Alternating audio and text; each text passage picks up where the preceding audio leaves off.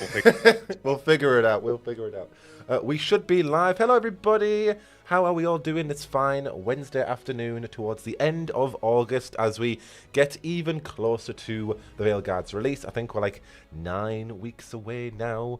Literally counting down. I think there's also 9 stories left of Tevinter Nights for us to go over. But yeah, appreciate you all here today. I'm joined with Emily and Aris. Aris, how are you doing? Lovely to have you. Introduce yourself to everybody. Hi, thanks so much for having me. So yeah, as Jack said, my name's Aris. I'm not sure what to say past that. I'm quite tired, but very happy to be here. So And grateful to have you. yeah, Aris, yeah, what great. does for the people, Yeah. what does Dragon Age mean to you? Um, well, I feel like my story is kind of a bell that's been rung a few times in Oh the yeah, sense that it found me in a really dark place, yeah. in a really difficult time where I was under a lot of pressure and dealing with a lot, and it just kind of gave me this escape of here is this world where there are things that couldn't possibly exist Mm, in the real world, and these characters that were just so richly drawn out, and it really not only gave me a place to escape to, but then eventually later on gave me a place to kind of use for my own creativity. It for really sure. inspired a lot of my art for a very long time and still today. Um, Oh, so nice. Yeah, yeah, I just that's say fantastic. overall, Yeah. yeah, it's a huge driving force in excitement and fun stuff. Hell yeah, it's similar for me as well. Like the escapism of it, but then out of that escapism, kind of then creating your own art with it, or allowing yourself to have a Exactly, yeah. world where you can express, whether that's fan fiction or creating videos Yeah. or thirsting over tall Cunari women. Look. We all have good taste. Um, But yeah, I definitely say it went from almost like an isolated escapism to now this is the first time I've ever joined a Dragon Age type community. Mm. So now it's kind of leading into me being a bit more outwardly excited and extroverted as well. So that's quite Hell fun. yeah. Oh, that's fantastic, fantastic. Can everybody hear Aris okay, by the way? Would just like to check that right now. Apparently I turned into the High Priest of Dumat again. I don't know what I did. And Emily, how are you doing this Wednesday? How are you doing? Is all well? Yes, I am good. I think I'm finally ready to read all of these characters now. I finally finished slashing through all my lines, so that's I very good. Very grateful. The most prepared out of all of us. I massively I'm not a appreciate great Emily. She is doing 2 characters today and I really appreciate her. Thank you, Emily. thank I'm not Thank a you, very Emily. I didn't want spontaneous to do the other person. characters. I am going Okay, to be non-spontaneous for you so I can be better at managing your time as well as my own time. it's okay. I'm good in a crisis, but I like to have everything kind of planned out. Yeah. I guess Myers-Briggs, I'm an INTJ, so like everything has to kind of line up. Oh, I'm also INTJ. Just in a way. Yes. Ah, INTJ. I Yeah. am ESFJ. So similar. We're Yeah, all you're Should the not J's. have guessed, he said sarcastically. We're all J's. INTJ, ESFJ. Yeah, Filthy extrovert. yeah. It's okay. We'll balance each other out. It's We do. fine. And Yeah. I'm only like 6% extroverted than introverted. I definitely grew up introverted, but now that I found my own like community and space, I am extroverted in those spaces. But I'm still, writing, Yeah. playing video games, taking time to myself, reading books. There's still that introverted energy there. I just bounce Mm. high when I am in a space that I feel that I need to. It takes me ages to get comfortable in. But once I am comfortable in that space, I am extroverted and I do open up. But it takes me ages to get to that point. Yeah. I understand. I can be that way too, but it's just you need that alone time to kind For of sure. just recharge in the darkness. I Absolutely. mean, maybe not the darkness for everyone else, but This you just know. in, they apparently dropped concept art of the characters on Oh, Twitter let's have a just now, look. Yeah, like 2 minutes ago. Oh, let's have a look. there's so many notifications from the BioWare Yeah. Discord. Oh my goodness. Right, let's have a look, folks. Oh, I so saw it we in the do. chat, Oh, so thank you look. to Princess Stabity for bringing my attention to that. Thank you. Thank you, chat. Oh my goodness, look at the concept art. Oh, we've got. Oh, look at Palavra. She looks so cute. Oh, look at that. Oh my Yes. goodness. And then we've got Tash. Oh, chat, we're literally getting live They news. all look so good. Don't they just? Oh, Daffrey. Oh, this That's makes me happened a so couple excited. times. Look at Ooh. the Yeah. griffin. Look at the baby griffin on his shoulder. And then Emmerich, my boy. Hell yeah. My man, excuse you. Yeah, it's true. You're right. You're right. You're right. And then we have more. We've got Nev. Oh, look at the alternative. Look at her blonde. Oh my goodness. Is that a hat? Oh, that what's it called? I forget the word. You're the British one. I just got colonized at some point. I don't know what it's called. Hey, I live in one of the colonies too, so Oh yeah. former colonies. We both escaped. We both escaped. And now Oh, we look came crawling back. With the We do. Timmy mask. Oh, Harding. Oh, adorable. she's oh so- my goodness. She looks so cute. So Jack, have you ping-ponged again, or are we still gunning for the Manfred romance? Oh, Manfred. But I don't know if Manfred is my son. Yeah, I kind of have that with Harding, where I completely understand why people would be attracted to her, but she's like my sister. I don't know why. It's just Yeah, I think Manfred will be my son, and I'm gonna go for Nev. But then I feel like it makes sense if Manfred was my son and Emmerich was my partner. But that makes sense to have a son together. Thank you, I'm chat. not gonna make the Fascinator. joke I want That's to the make. word. I think you should make it. I think you've baited us now. Well, he'll be your father, but he'll be my daddy. You put him too. Oh, that's really cool. What did everybody in chat think about the gameplay on Saturday? I know everybody was kind of confused about it's non-spoilery and then there was a spoiler.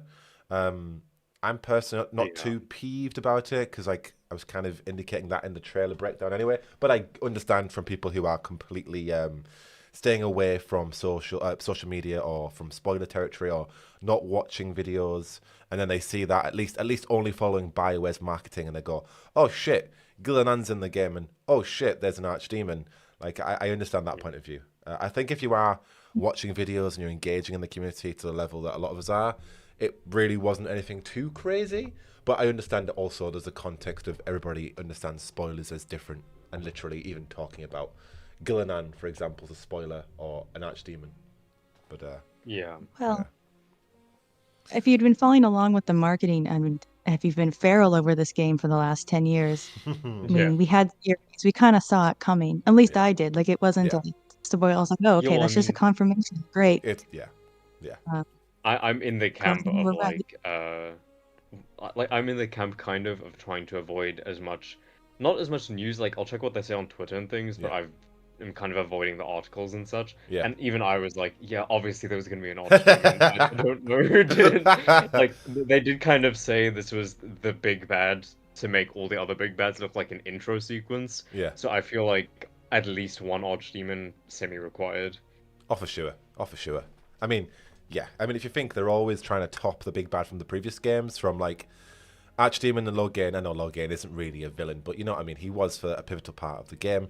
And then, you know, Major Templar War with Knight Commander Meredith plus Red Lyrium. And then Corypheus with a pet dragon. That's not an archdemon, but we thought it was an archdemon, but it's not. It's just a pet dragon. Now, 2 elven gods, plus Solas as a contagonist, plus now 2 archdemons. It's like, ooh, they're bigging it up every time.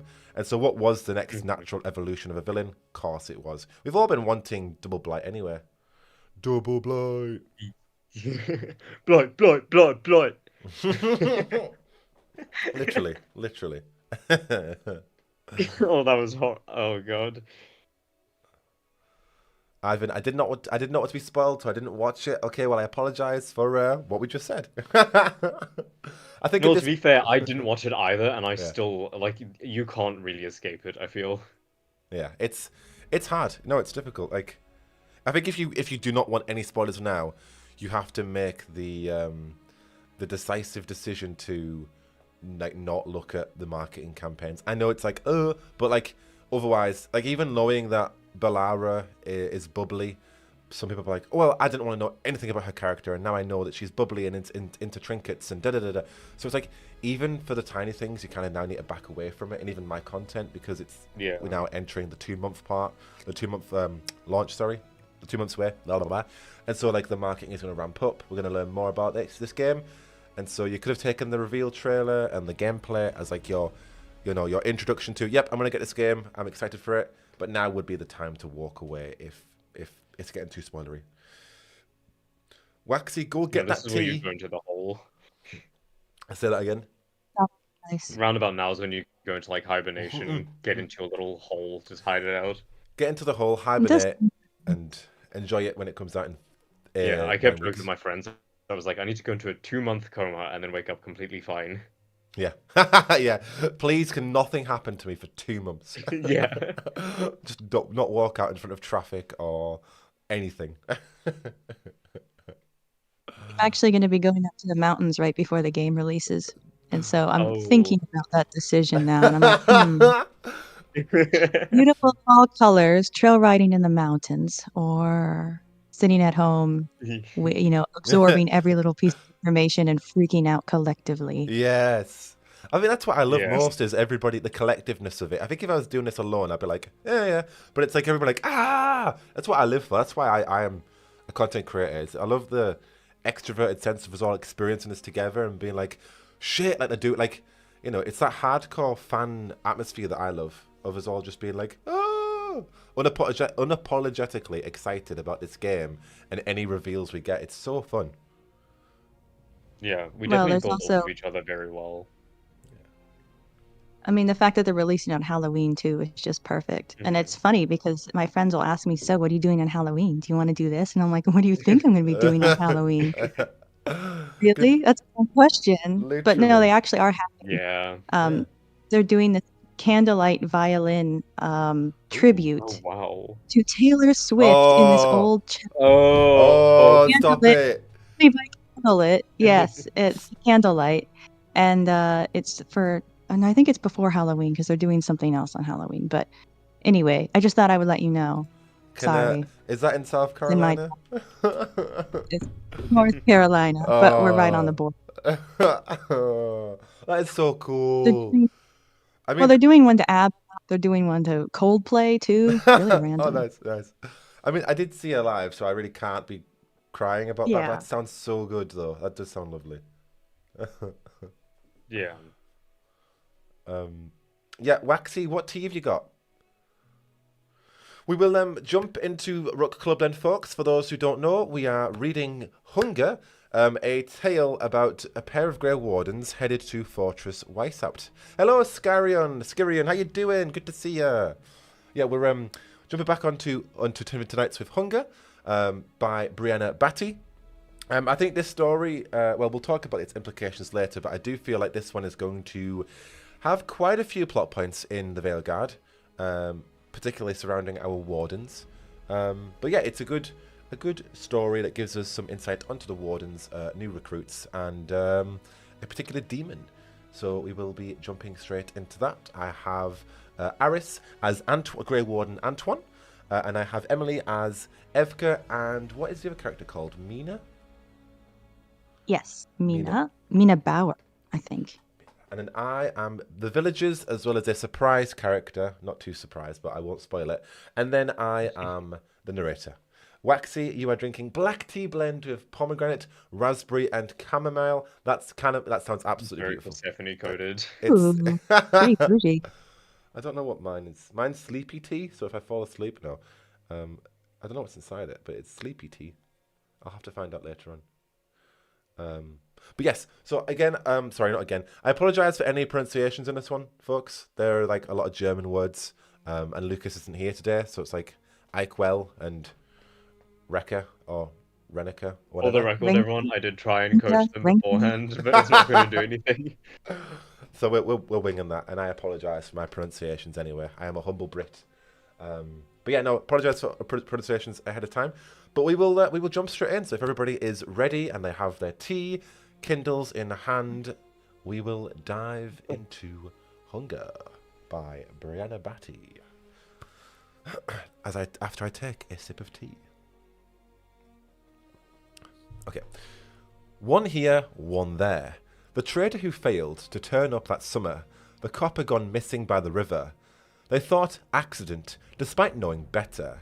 They thought bad luck, which was closer. A month went by, enough to let them justify, to feel safe. The trader's father passed through the autumn, in search of his missing son. A hunter went out and never returned. Another hunter clawed apart, left strewn across the path for them to find. Were they accidents now? Then came the sounds at night, the blood in the barn the next morning. The sounds came again 2 weeks later, followed by screams. Then again the following week. When they sounded again, she ran. Are you hungry? It asked itself. She ran, and it followed. The horses had already bolted. 5 darkspawn blocked the road ahead. 3 Hurlocks with rust-spotted armour and chipped blades, and a pair of Genlocks, their blight mottled limbs exposed and thick with muscle. The lead Hurlock snarled, lips peeling up from grey teeth. It took a halting step towards the 2 Grey Wardens, teasing them. Antoine held his bow loosely in one hand. This was it. His other hand hung by his side, fingers twitching, ready. The last and only time he'd thought Darkspawn, it hadn't gone well. He'd barely survived and lay near death for days before the Grey Wardens rescued him. He hadn't been a Grey Warden then, but he was now, and Grey Wardens stopped the monsters first. We're outnumbered. Evka's dark eyes flicked to the side, her heightened sense alerting her to further danger. And surrounded. They didn't tell outsiders that part, that being a Grey Warden meant a ritual that connected you to the Darkspawn. This is that the strange song that runs through your head will run through yours. That the same song that runs through their heads will run through yours too. Antoine's own senses hummed, but he wasn't used to reading them. Instead, he was getting a mild headache. That's bad, no? Only if we die. Evka said. She released a knife from her belt, turned, and threw it at the Darkspawn shriek that burst through the trees to their left. The shriek let out a sharp cry as the blade cut its arm. It raked a taloned hand at the dwarf, but Evka had already dived clear. She drew a short axe and squared off against the monster. The Darkspawn on the road ahead charged at Antoine. He tensed but didn't move. 5 Darkspawn, narrow path. They were crowded together. Avoiding death means doing something. Evka called. Almost. Antoine muttered. Now. That's Now. okay. Evka dodged another blow. Antoine reached into his pocket, pulled out a round glass vial, and threw it at the nearest Hurlock. The vial bounced off the Darkspawn's chest and onto the ground. The Hurlock blinked. Not exactly the plan, but there was always a backup. Once Antoine figured out what that was. Antoine. Evka shouted. The shriek screamed again, the sound almost enough to make their ears bleed. Zule, sorry, that's not what I was supposed to do. Antoine sprang backward, knocking an arrow as he went and fired. The shot went clean through the Hurlock's eye, bringing the Darkspawn down and ensuring the elf's head remained on his shoulders. Evka ripped her axe from the shriek's chest, turned and slid herself between Antoine and one of the Genlocks. Blood splattered across her face as her axe tore through thick flesh. Antoine knocked another arrow and fired over Evka's head into the monster's face. 2 Hurlocks and 1 Genlock left. Their odds were slightly better. Or they were before the remaining Genlock flung out its arm, sending Antoine into a nearby tree. Dazed, Antoine heard Evka call his name again. She must have dealt with the Genlock because only the Hurlocks advanced on his fellow warden. As he picked himself up, his eyes landed on the glass container lying in the dust by Evka's feet. There it was, a backup plan. Antoine darted forward, a rock in hand. He barely registered Evka's startled expression before flinging himself to the ground, bringing the rock down on the vial. There was a sharp crack. A dark cloud billowed up and outward, obscuring everything in its wake. What? That's what it was supposed to do. Antoine cheered. Have you ever heard of a warning? Evka griped, but she'd already taken advantage of the disorientated Herlocks, bringing down the closest one to her. Antoine rolled back to his feet, drew his bow, and fired at the final darkspawn. Black, sluggish blood spat from its teeth. It staggered and fell. As the cloud began to clear, Antoine broke the silence with his own relived laughter. Weishop's not a short walk. Evka noted. Antoine brushed off his coat, unconcerned. They'd fought 6 darkspawn, and he was still on his feet. It was much better than almost dying. Another detour? He said. Evka rolled her eyes. There must be an inn nearby. Antoine said. The sound of thunder grumbled overhead. Warden Evka Ivo had grown up in Orzammar. The dwarven city was what it was. Stone floors, stone walls, stone ceilings. It never changed much. Her 3 years with the Grey Wardens had brought her to the surface, and she'd found a lot to love about life above ground. Being outside in the rain wasn't included. Being outside in the rain after dark was even worse. Is it so? Antoine asked, catching Evka rubbing her shoulder. Evka glanced up at the elf. Knowing him, he'd found some guaranteed to work ointment.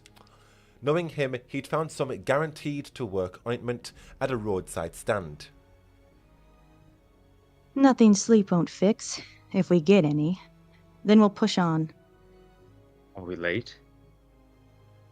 Not yet. Evka said. But we had horses this morning. Warden life was hardly predictable. She knew that, but nothing about Antoine's short time with the Wardens had been a straight line. After a hasty recruitment in Orlair, Evka was charged with taking the new recruits to a quiet outpost. They weren't halfway there when the messenger caught them. The summons called available wardens to Weishaupt Fortress, the centre of their order, located in the heart of the Anderfels.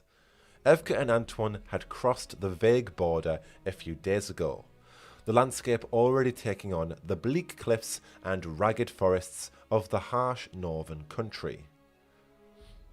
The vials need an improvement. Antoine admitted. But when it worked, it was interesting, no? It was. Evka conceded. Antoine grinned. And you could have died. She added. You've said that to me before. Antoine said, teasing as always. Evka winced. She'd been the one to find Antoine. He should have been dead. According to the other servants, they'd only escaped Darkspawn because that grinning lunatic distracted them. When the Wardens arrived, Antoine was 3/4 gone and muttering to himself. Poisoned with Darkspawn blood, his only hope was to take the joining ritual and become a Grey Warden, if he could survive it. Turns out he could, and he'd been cheerful as a songbird ever since. Not the reaction she'd expected. Antoine gave her a sideways look and changed the subject. We saved the horses. They ran away. Evka said. From Darkspawn, which we defeated. That doesn't. Evka's retort was cut short by a young woman crashing through the trees and onto the road in front of them. Her forearms were bare, thin dark lines showing where she'd run through branches, and sharp burrs clung to her skirt.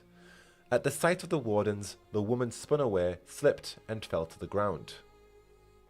It's all right. Antoine said immediately. The woman clawed dark tangles of rain-plastered hair from her face and scrambled to her feet. Her eyes darted to the surrounding trees. Antoine took a step toward her. We can help you. The woman gave a bitter laugh. No, you won't. She said. What's after you? Evka asked. She nodded to Antoine, who readied his bow and scanned the surrounding woods. Given the late hour, overcast sky, and dense trees, it was impossible to see far. The woman's eyes fixed on the griffin insignia on Evka's chest. Your wardens.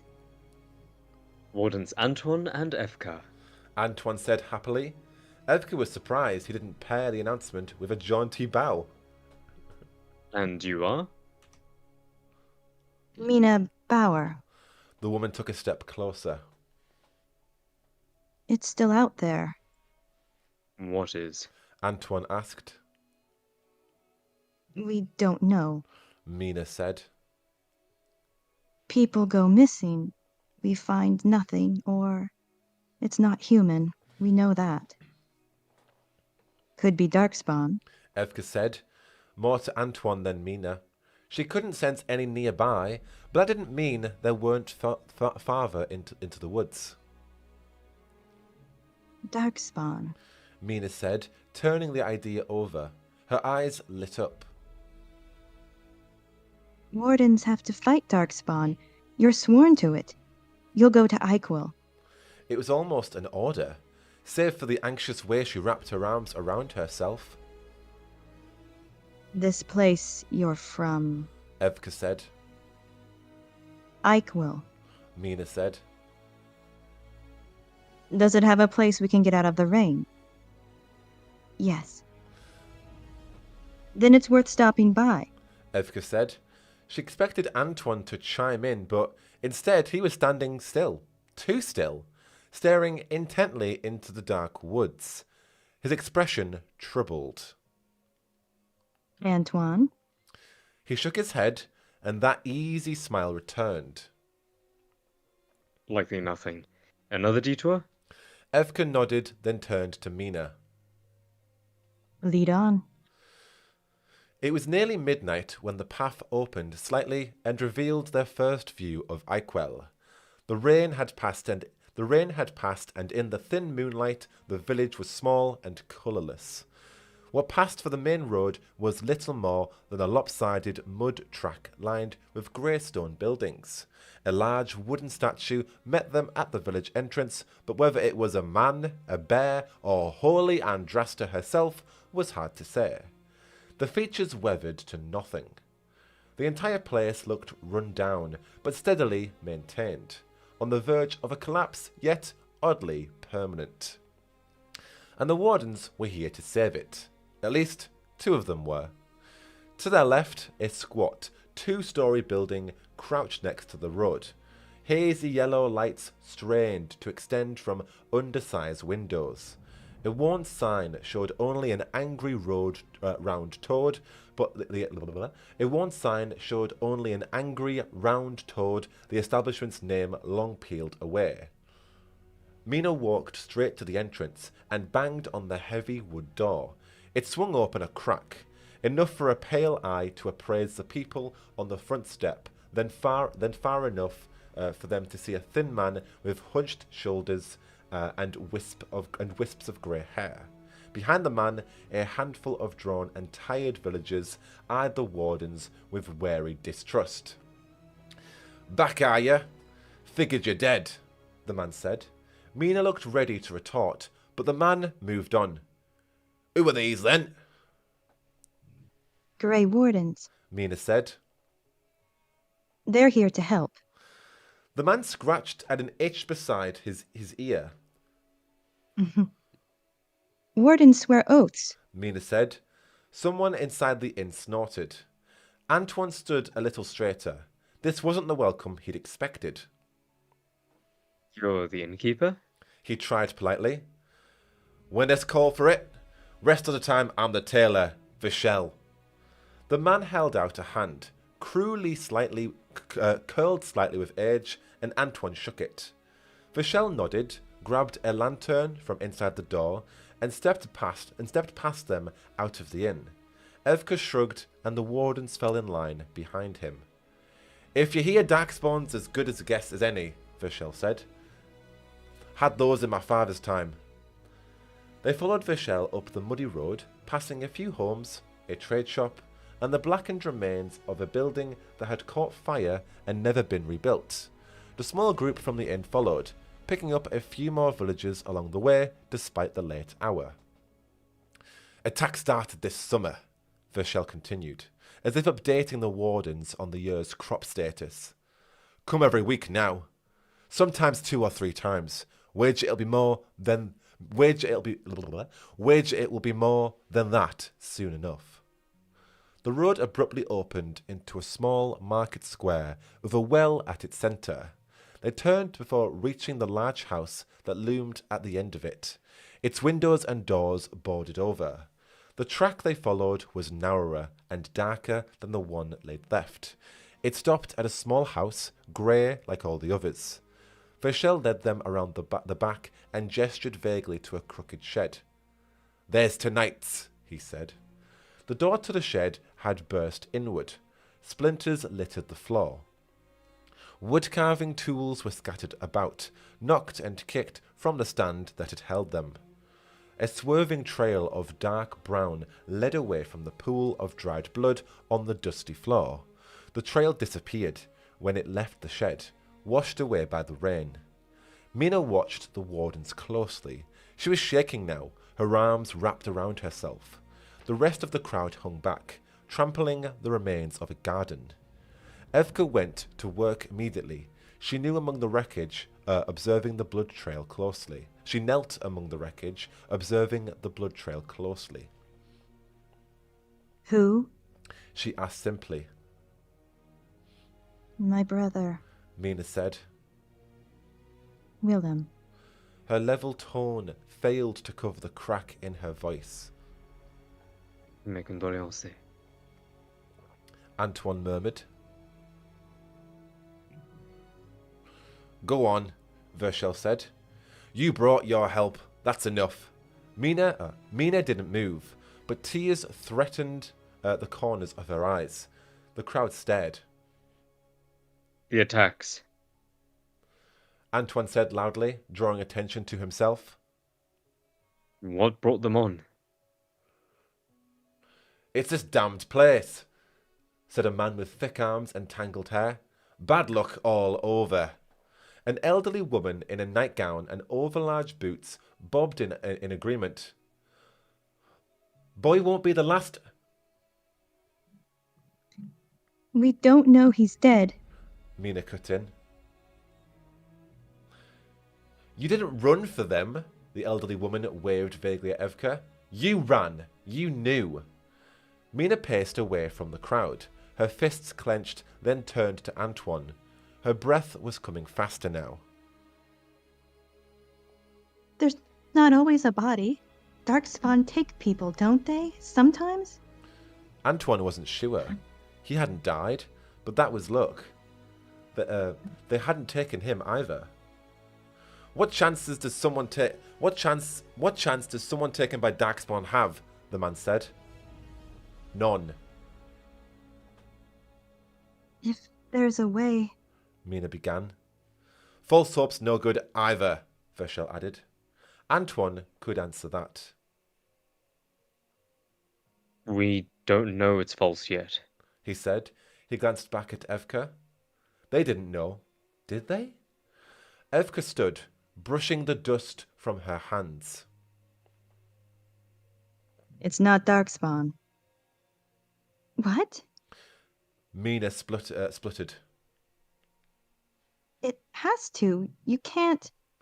Antoine separated himself from the crowd and came to stand next to Evka. But we saw them earlier today. He muttered. Ride in, save the village from the Darkspawn. That was the plan, wasn't it? That's how being a warden worked. "The blood's right there. What do you sense?" Evka asked quietly, then added, And try not to block it out this time. Antoine flushed. It wasn't that he tried to block it out. He just didn't. He pushed the complaints from his mind and tried to focus. The crowd shifted behind him, out of view but distracting. These people are scared. He took a deep breath. The air was still heavy and damp. It's going to rain again. And? Evka prompted. Antoine closed his eyes and listened for the sick song that pulled at the corner of his mind and gave him a headache whenever Darkspawn were nearby. The song made him feel on edge. When he got too close, it was loud, and it made him think of things he didn't want to. But he felt fine. There was nothing there. It's not Darkspawn, he said. Mina's defiance broke through the warden lesson. You're wrong. Oh. Darkspawn don't take a single person at a time. Not like this. Evka said. Your brother fought. There's blood on the axe. And it's not the right blood. It wasn't them. The crowd erupted into a chorus of resignation and distrust. So you'll leave? The warden's promise only goes for Darkspawn, doesn't it? Why come here then? Antoine held up his hands, hoping the crowd would quiet. This wasn't how it was supposed to go, but it was fine. The plan had shifted, but he could adjust. Something is after you. We know that much. We won't leave you at its mercy. They wouldn't, right? He glanced back at Evka, and she gave him a slight nod. Let us try. Let us try. Oh, is that yours or mine? Wait, I think it's mine. Like, I was looking at you for confirmation and then continued. I'm not sure. Okay, go ahead then. Alright. Let us try. There's no harm in that. The crowd continued to grumble, but gave up the argument and wandered home, leaving the wardens alone with Mina. Why does no one think we'll help? Antoine asked. Because Eichwell's cursed. Mina said. That's what people say. And we're either too far out or too maker-damned for folks to bother with our bad luck. Or they show up and die too. We didn't come here to abandon you. Antoine said. That's not what wardens do. Then prove it. Mina snapped. She took a deep breath, then gave the wardens the first and only hopeful look they'd received. Please, she said, then turned and went inside the house. That's not what wardens do? Evka asked with a smirk. It's not what I would do. Antoine said. So there were no Darkspawn to stop. There was still a village to save. That was something. He could work with that. Yeah, me neither. Evka said. Any idea what did this? None. But we can handle it? Evka's smile was dangerous. That's the idea. When they got back to the inn, Verschel had rooms ready for them. Antoine's was comfortable, if drafty. He had the feeling everything was drafty here. When he closed his eyes, he dreamed the dream he always did. When he opened them, it was still dark. A tree branch beat arrhythmic patterns on the window, and there was a strange, hollow moaning that Antoine wasn't entirely sure was the wind. What happened there? Evka asked as the warden followed Verschel and Mina through the village the next day. If Eichwell was colourless at night, daylight did it a few favours. If anything, the streets and buildings were somehow greyer. Verschel barely gave the burned-out building a glance. Rogue mages apostates 5 years back now. Made some stand against those chasing him. Raised a bunch of demons. Oh, because of him. Not sure which. What about that house? Antoine asked when they reached the market square. suppressing a yawn and gesturing towards the boarded-up building they'd passed the night before. Renka's place. Mina said. Belonged to a couple nobles down on funds, Vishal explained. Old ones are fine, but the son, he thought he was owed something. Poisoned our only chantry brother when the man caught him thieving. We ran him out last winter. So when you said your village was cursed? Evka said, in addition to the apostate's and murderous noble son, they'd learned about the blacksmith's possessed donkey, seen the sight of a freak lightning strike, and heard about the bandit gang that attempted to hold Iquel hostage until they realised no one cared. Oh my god. If you're looking for a reason in the attacks, there's no sense in it, Vershel said. It's always one thing or another, just the way it is. Right, Evka said. Mina had offered to show the wardens the other attack sites, prompting Vershel to follow since no one else got the order right. There were dark circles under Mina's eyes, and she hadn't said much, but she watched the wardens closely, waiting for them to find answers at every stop. It wasn't going to happen. Each site revealed signs of a powerful something entering Iquel, but little else. The other villagers answered questions, but otherwise took no interest, accepting the warden's failures as inevitable. There's no point in you two dying here, said a cherry-faced woman, barely sparing them a glance from the candles she was making. You do that, and who's left with the mess when your next of kin come looking, huh? Wardens don't have next of kin. Evka said. At least, none that come looking. There's still a mess, huffed the candle maker and waited for the wardens to leave. There's still the woods. Antoine said after they examined a goat shed with indistinct scratch marks on the walls. Evka stared out at the thick ring of trees that encircled the village. That's a lot of ground, and no place to start. We lost a hunter in there a month back. Mina offered. We don't know where exactly, but the trail should have taken him past the split rock.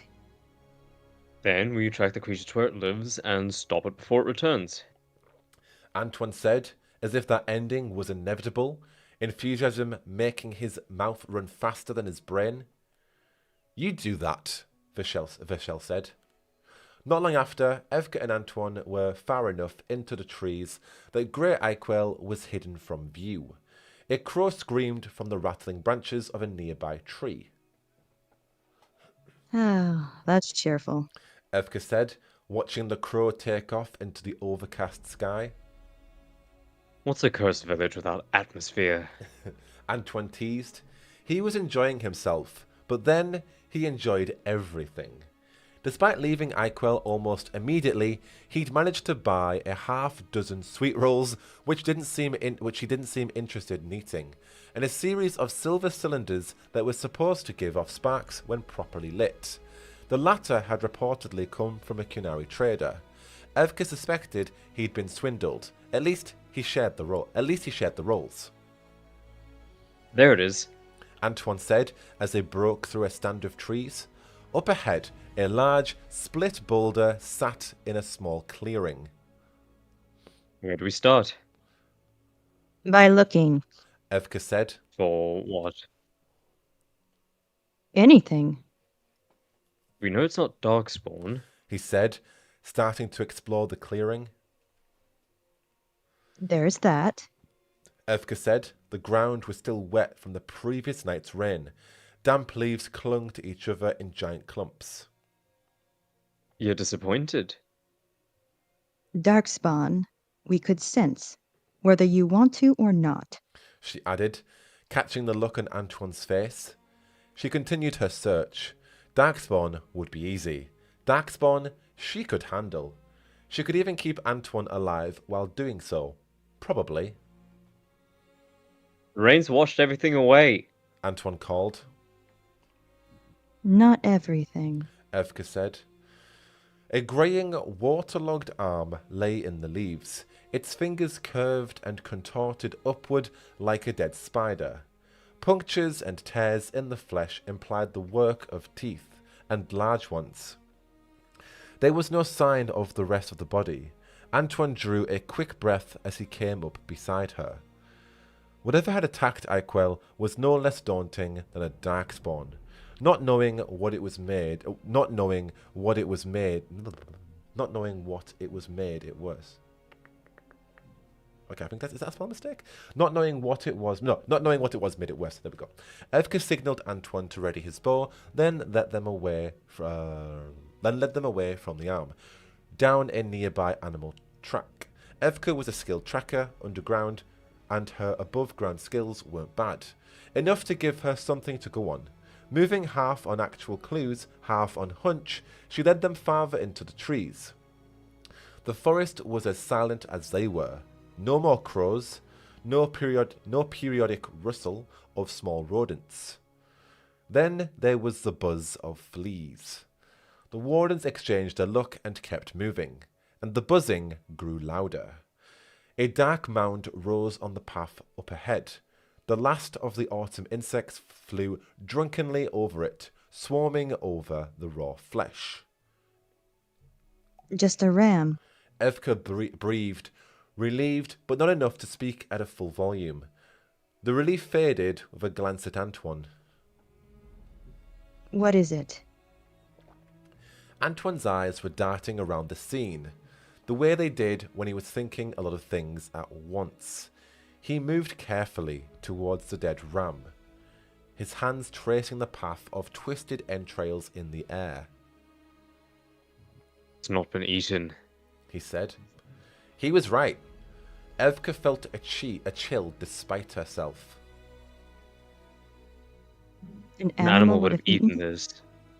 God damn it. Sorry. No, it's fine. Lure?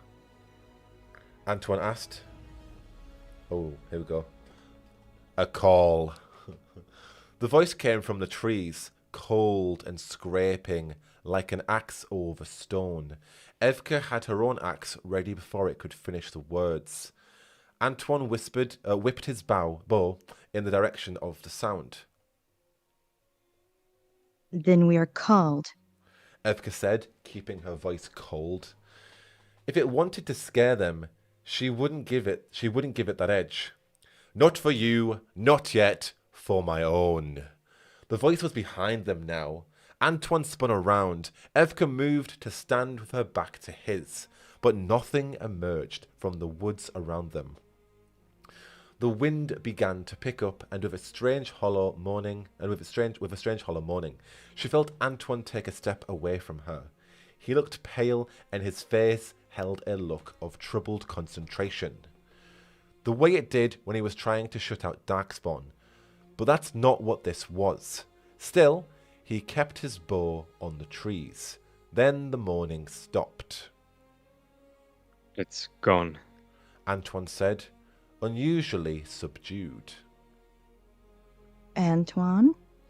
A slow roll of thunder sounded overhead. The crow from before, or perhaps a different one, let out a scream. Antoine looked at Evka and smiled brightly, as if nothing had happened. So I beat the rain to Virtuals? Sure. She said. She watched the elf carefully on the way back, but he seemed fine. In Antoine's dream, he was dying. Darkspawn had attacked and their blood was poisoning him. It burned and he couldn't think straight. Sometimes it felt like nothing, and that was just as bad. The plan was to lie there. The backup plan was to die.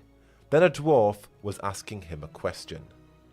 Antoine woke with a start. There was a dwarf watching him with an amused expression on her face.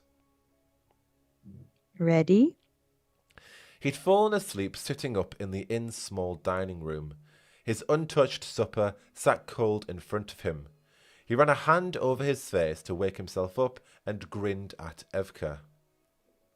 Anifa. The butchered ram and strange voice in the woods were enough of a bad sign that they decided to patrol the village that night. They didn't know what they were patrolling for, but it felt suitably heroic. It was closer to how Antoine imagined warden life than anything else that had happened. They'd managed to convince Verschel and a few others to help. The agreements were grudging, but since 2 wardens couldn't cover the entire village by themselves, it was better than nothing. We know anything? Antoine asked as they went to check the path to Mina's house for the 3rd time. Only that trouble that talks back is the worst kind. Evka shrugged, then gave him a probing look that made his test tighten. There'd been something strange about the voice in the woods, but he couldn't explain it. He just tried to block it out. Should we? Antoine froze. That sound was on the wind again. The same one he'd heard on the road where they'd met Mina, in the inn last night, and in the woods that afternoon. The sound the villagers must have been hearing for weeks. Pardon me? Reedy, hollow moaning. It made him feel sick and defiant. He wanted it to go away. Then a new sound joined the first, high-pitched, terrified, and human. The sound jarred Antoine back to his senses. He took off for the market square with Evka at his heels. Despite their fear, a ring of villagers surrounded the well that stood in front of the boarded-up Renka house. As Antoine squeezed through the crowd, he caught sight of the blacksmith's thick arms and tangled hair, of his black eyes and thread of intestines looping away from his torn middle. The man had been one of their volunteers. This wasn't how it was supposed to go. "You!" spat a voice from the crowd. "What good are you?" I don't... Antoine couldn't see who'd spoken, and then it was everyone. "They can't stop this. It's always the same. They let him die. What difference does it make?" We didn't... Antoine tried. "Is it still here?" someone asked. The hollow moaning that swelled from all around gave them an answer. The crowd started to panic. Antoine was finding it hard to focus. This wasn't how it was supposed to go. Everyone, you need to... Evka began. A throat-wrenching scream cut the word short as a man was dragged down from the edge of the square. In seconds, he was yanked from the lantern lights of the other villagers and into the darkness. Then the screaming stopped. The crowd erupted into screams of their own. Antoine, there! Through the press of people running, he saw Evka moving toward the shadow that started this. Antoine swallowed and ran after her. No matter what the strange voice was, or the hollow moaning, wardens didn't run away. If he did, these people, Evka, Antoine ran faster. The shadow, the creature, barreled away from the square and the shouting villagers. Whatever this thing was, it was fast and big, very big. It ran on all fours, its gait overly stretched, uncanny but efficient. They couldn't let it get away. But it was getting away. The creature veered down the uneven path that led to the now ownerless smithy. Antoine realized Evka was no longer with him, but he couldn't stop now. If the beast cleared the smithy, it would be in the trees. It would escape. He wasn't going to catch it in a straight chase. He needed a plan. His only hope was to make it around the smithy first. He darted from the path, cutting what he hoped was a faster trail and praying the beast wouldn't change course. He made it in time, but barely. The beast charged in from the left, and then again from the right, with Evka chasing after it. A call, but not for them, for my own. There was more than one. Antoine released an arrow, but he was too slow. The beasts veered off and bolted for the woods. The wardens raced after them. Antoine reached the tree line first. It was still, silent. Where had they gone? He needed a plan, any plan, but there wasn't time. With a snarl, one of the creatures leapt from the shadows at Evka. She dodged just in time, cursing as she did. Antoine fired a shot, and there was the sound of an arrow driving through flesh. The beast let out a cry, twisted mid-leap, and raced back into the trees. Antoine plunged in after it. Injured now, the beast didn't run as quietly. Antoine could hear it crashing through the underbrush. The beast was still fast, but Antoine was gaining on it. He leaped over a gnarled root, ignoring the branch that struck him across the face. Oof. Up ahead, the beast had paused and was pacing back and forth. Antoine readied his bow and fired. Before the arrow reached its mark, the beast vanished. Antoine blinked, then that couldn't be right. It was just gone. When Evka caught up to Antoine, the elf had his bow lowered, uncertain. There was a line of blood on his face, but he didn't seem to notice. What happened? Evka said. Disappeared. Antoine said. It can disappear. Evka turned in a slow circle. Disappeared? To where? We need light. Antoine murmured. That will show them where we are, she said. If they didn't know already, had the beast fled, or were they watching? It was up there. Here. Antoine said, moving ahead to show her the way. Evka caught Antoine by the arm before he vanished himself. The leaves were scrambled here, clawed. What little light there was showed dark drops of blood on the forest floor, all leading to a deep fissure that opened in the ground in front of them. It would have been difficult to see during the day. It was almost impossible in the dark. That's how your beast disappeared. Evka said. Or it did vanish, and the fish is a ruse. Antoine teased even now. I'll go first. In the dark? Not so teasing anymore. Evka lowered herself down first, and they climbed carefully into the fissure. To Antoine's credit, he managed not to fall. It was even harder to see at the bottom, but Evka could make out claw marks in the soft earth. Not that it mattered. With sheer rock walls rising on either side, there was only one direction they could go. The wardens remained silent as they moved down the shadowy chasm.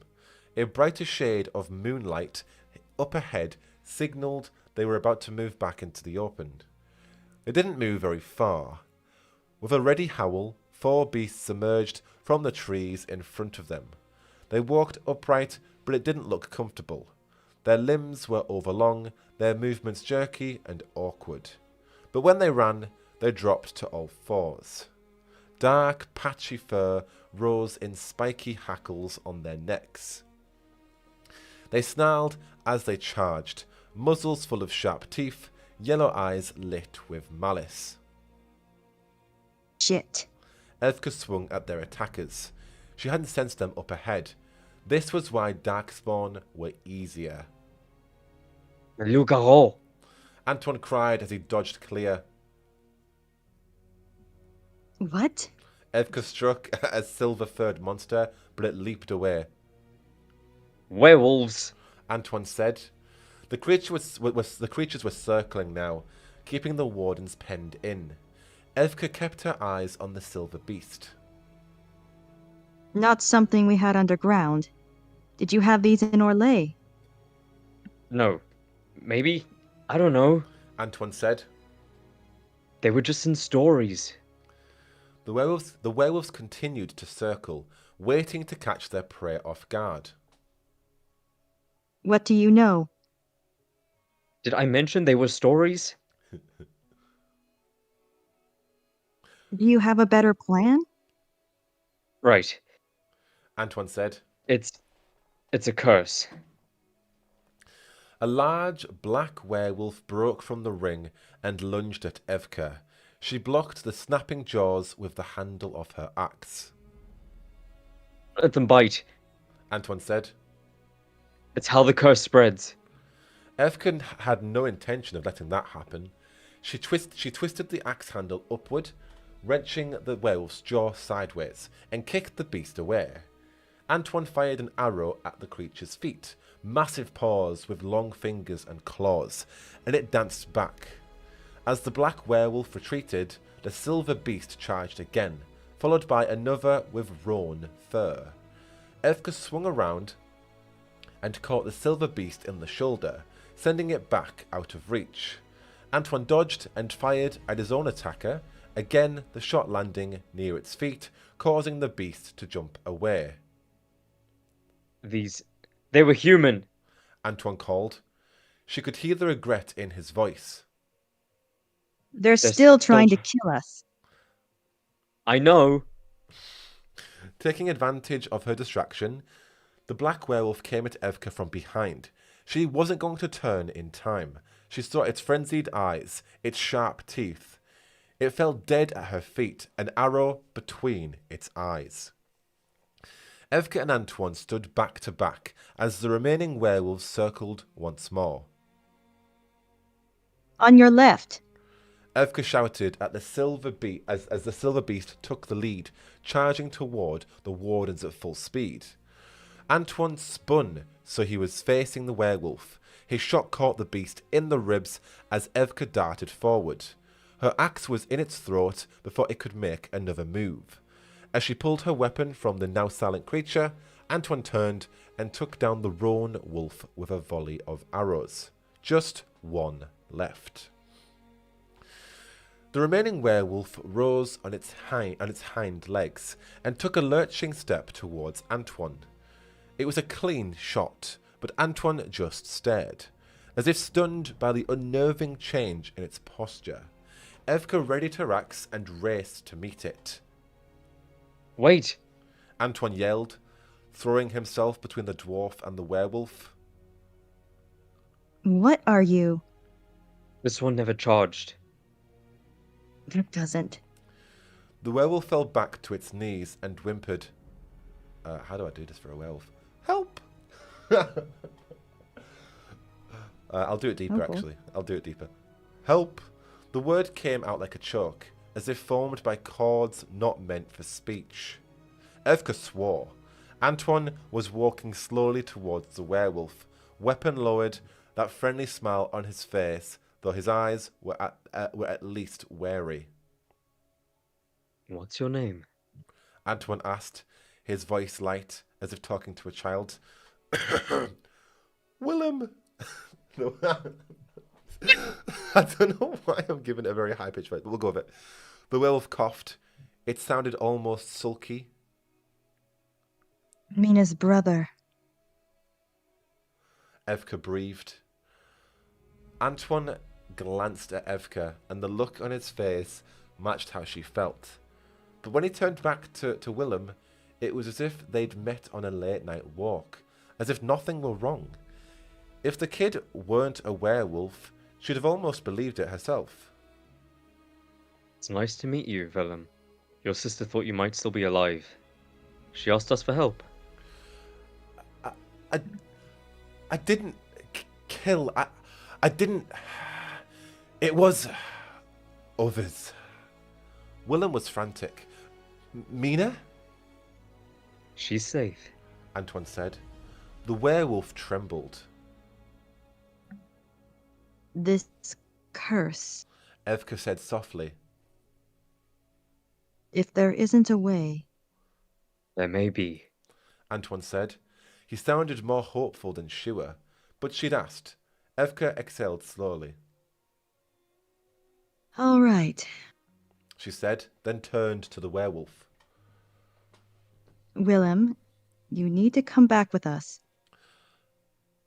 I can't. I might hurt. Willem whimpered. It's all right. Antoine said.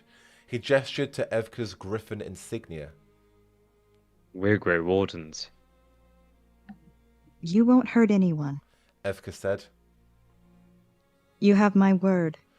Evka knew that Antoine wanted the part where they saved the village. They would do what they had to. That's what wardens do. But she could worry about... Pardon me. But she could worry about that later. In his dream, he was dying.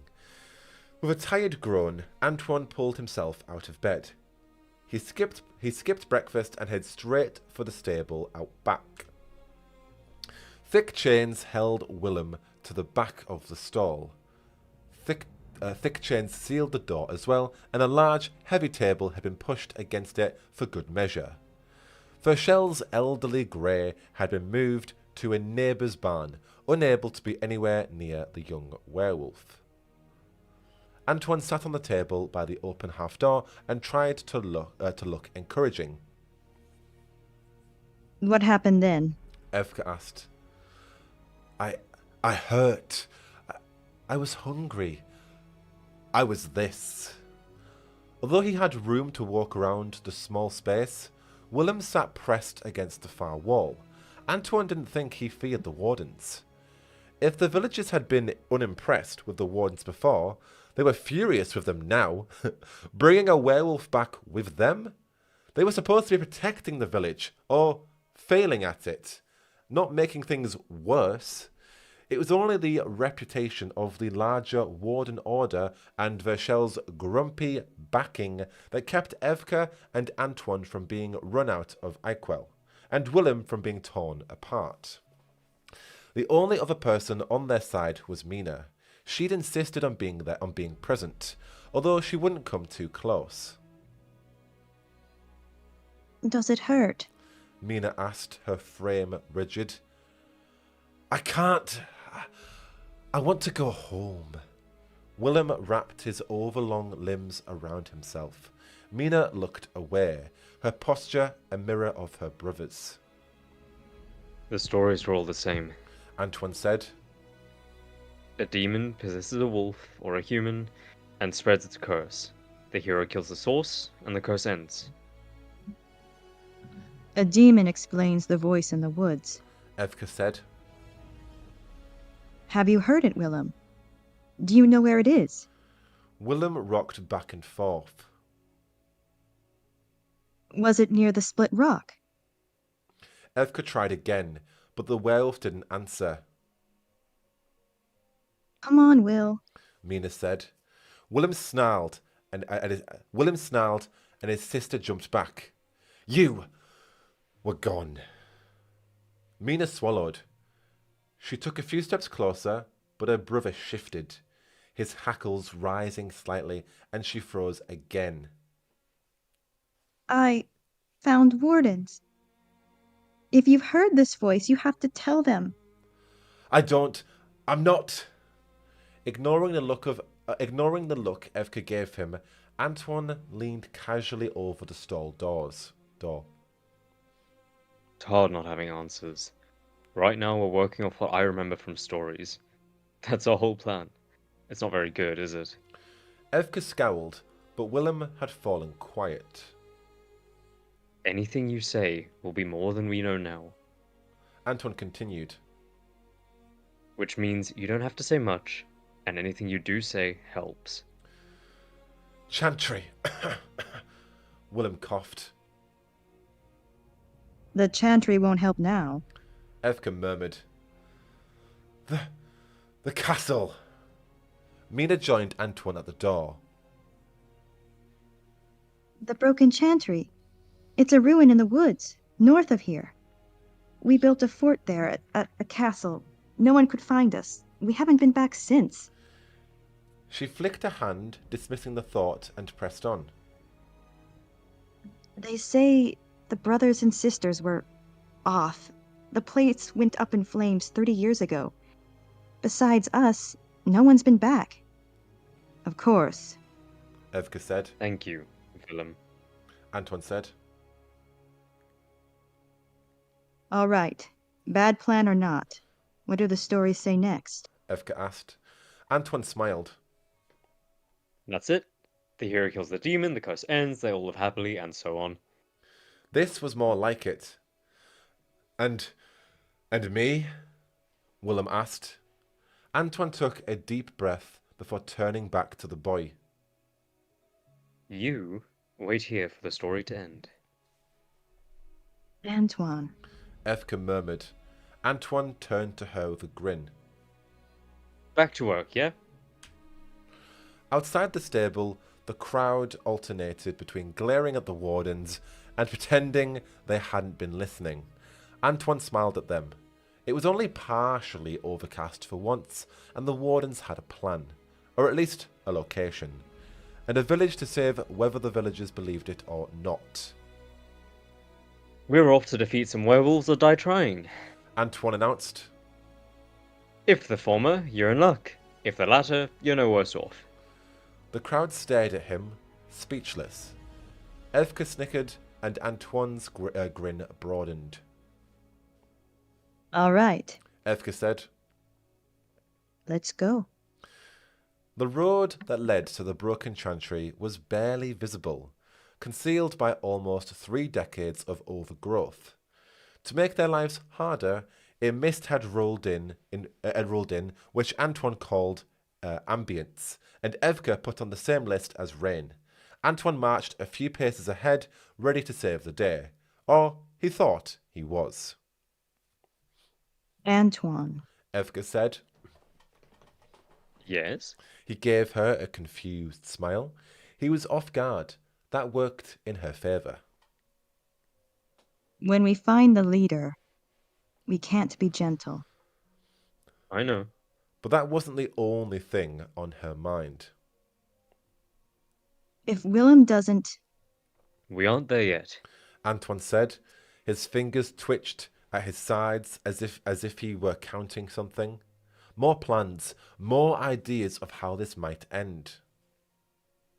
Wardens don't save everyone. No. But we try. She took a deep breath. Are you a liability? It wasn't that she didn't trust him. He'd stood at her back. But that wasn't the point. The hurt on his face twisted at her. And of all the heroic warden traits he tried to embody, she wished he'd included the order's fabled stoicism. We need to save Willem. He said, pacing away and then back again. He won't be the only one at risk if we're not careful. If you don't want me to... Wait, I think we switched. Yeah, I think I just swapped those around, yeah. Okay, then I'll start. He won't be the only one at risk if we're not careful. If you don't want me to. I don't want you to die. He stopped and looked at her. He was standing very still. It made her nervous when he stood that still. It meant he was focusing 100 thoughts on something, and right now, that something was her. The forest was very quiet. Where was that damn crow when you needed it? Then Antoine's expression changed.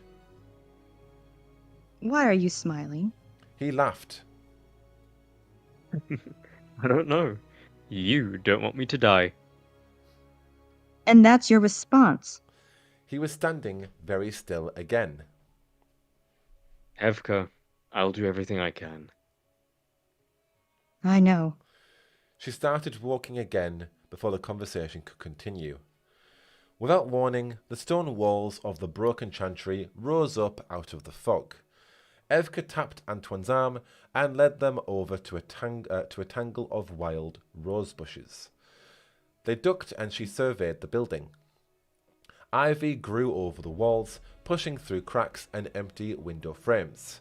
One of the side walls had collapsed and half the roof had caved in. The main door was rotted away, but somehow the stained glass sun still glimmered faintly above the entry. They could try circling the building, but it was hard to tell how large the chantry was in the mist, or how much cover they would have as they moved. Front door's as good as any, She said. The arched entry opened onto a large stone floor covered in leaves. Mist skirted around a handful of benches, blackened reminders of the worshippers who once gathered there. The stone platform at the far end, where sisters must have sung the chant of light, now staged a fallen tree. Do you think it's... A low moaning cut off Antoine's thought. We need to draw it out. Evka said. on it? She heard the strike of flint and turned to see Antoine fiddling with the cunari cylinders he'd bought the day before. Bright white sparks burst from the tube. It works! Antoine said, the light replacing unease. Then, as the sparks started streaming faster and he tossed the tubes away from himself, it skittered into the fog, briefly illuminating a large silhouette before going dark. The boy gave us away. Predictable. The voice came out of the fog, cold and echoing. It was the same voice they'd heard by the ram. Consider yourself called. Evka said, hurling a knife through the mist. It made a useless clattering sound as it landed on the ground out of sight. Did you leave the boy alive? The voice came from the left.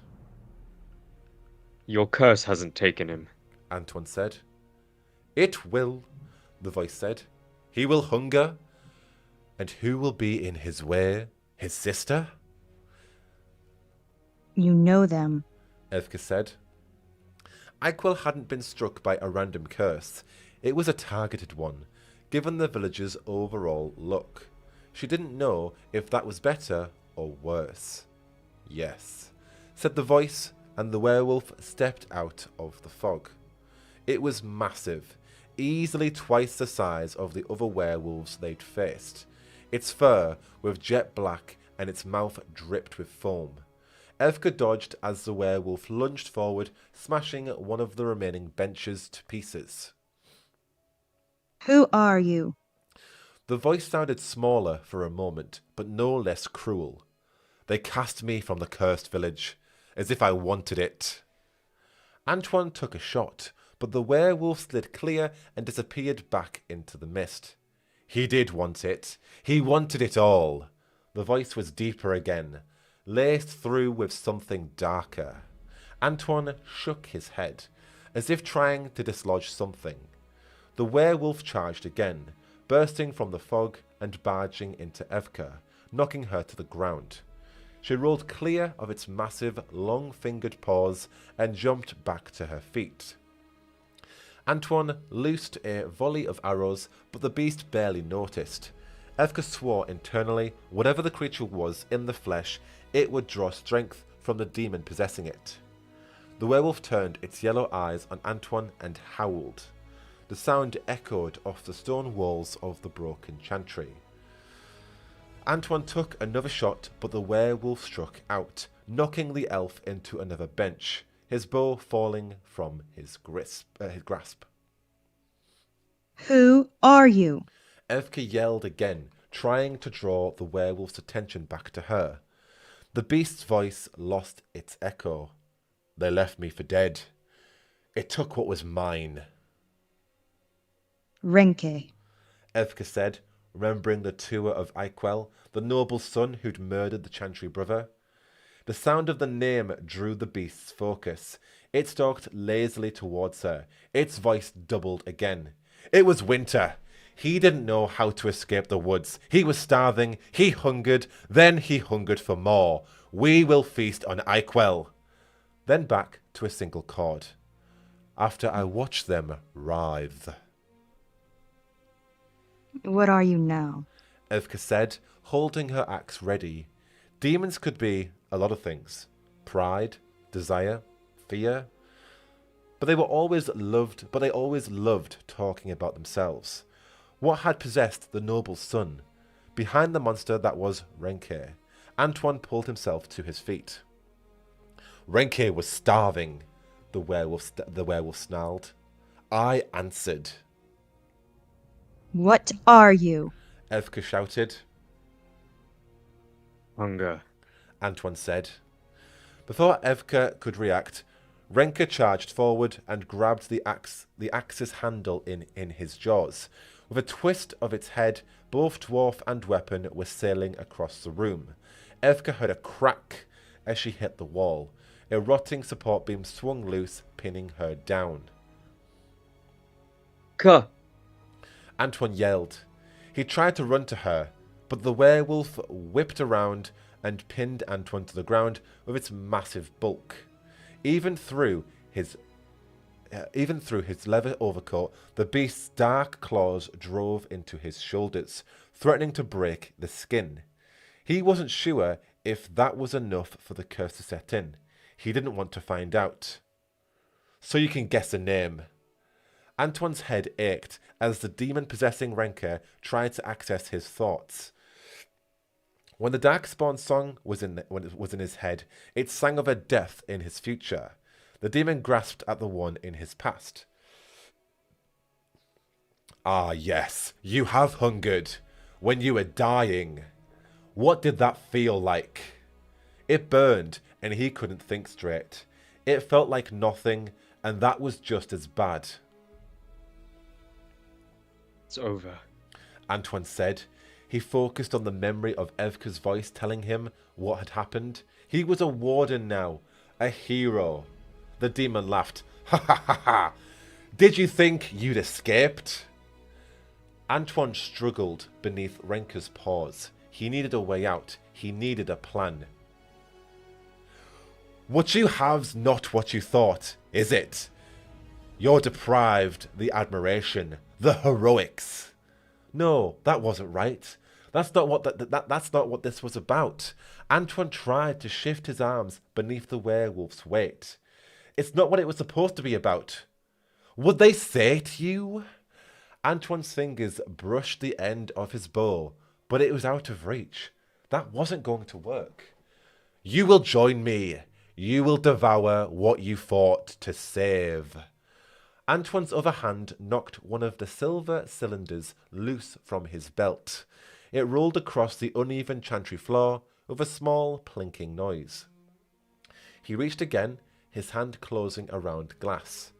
Renka lowered a tooth-filled jaw to Antoine's ear. Tell me, elf, are you hungry? Evka pushed herself free of the beam, grabbing her axe, and ran towards Antoine. The werewolf reared back, its jaws open. She wasn't going to make it.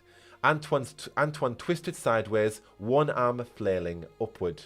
Renke's jaws snapped shut, and the chantry filled with a dark, billowing smoke.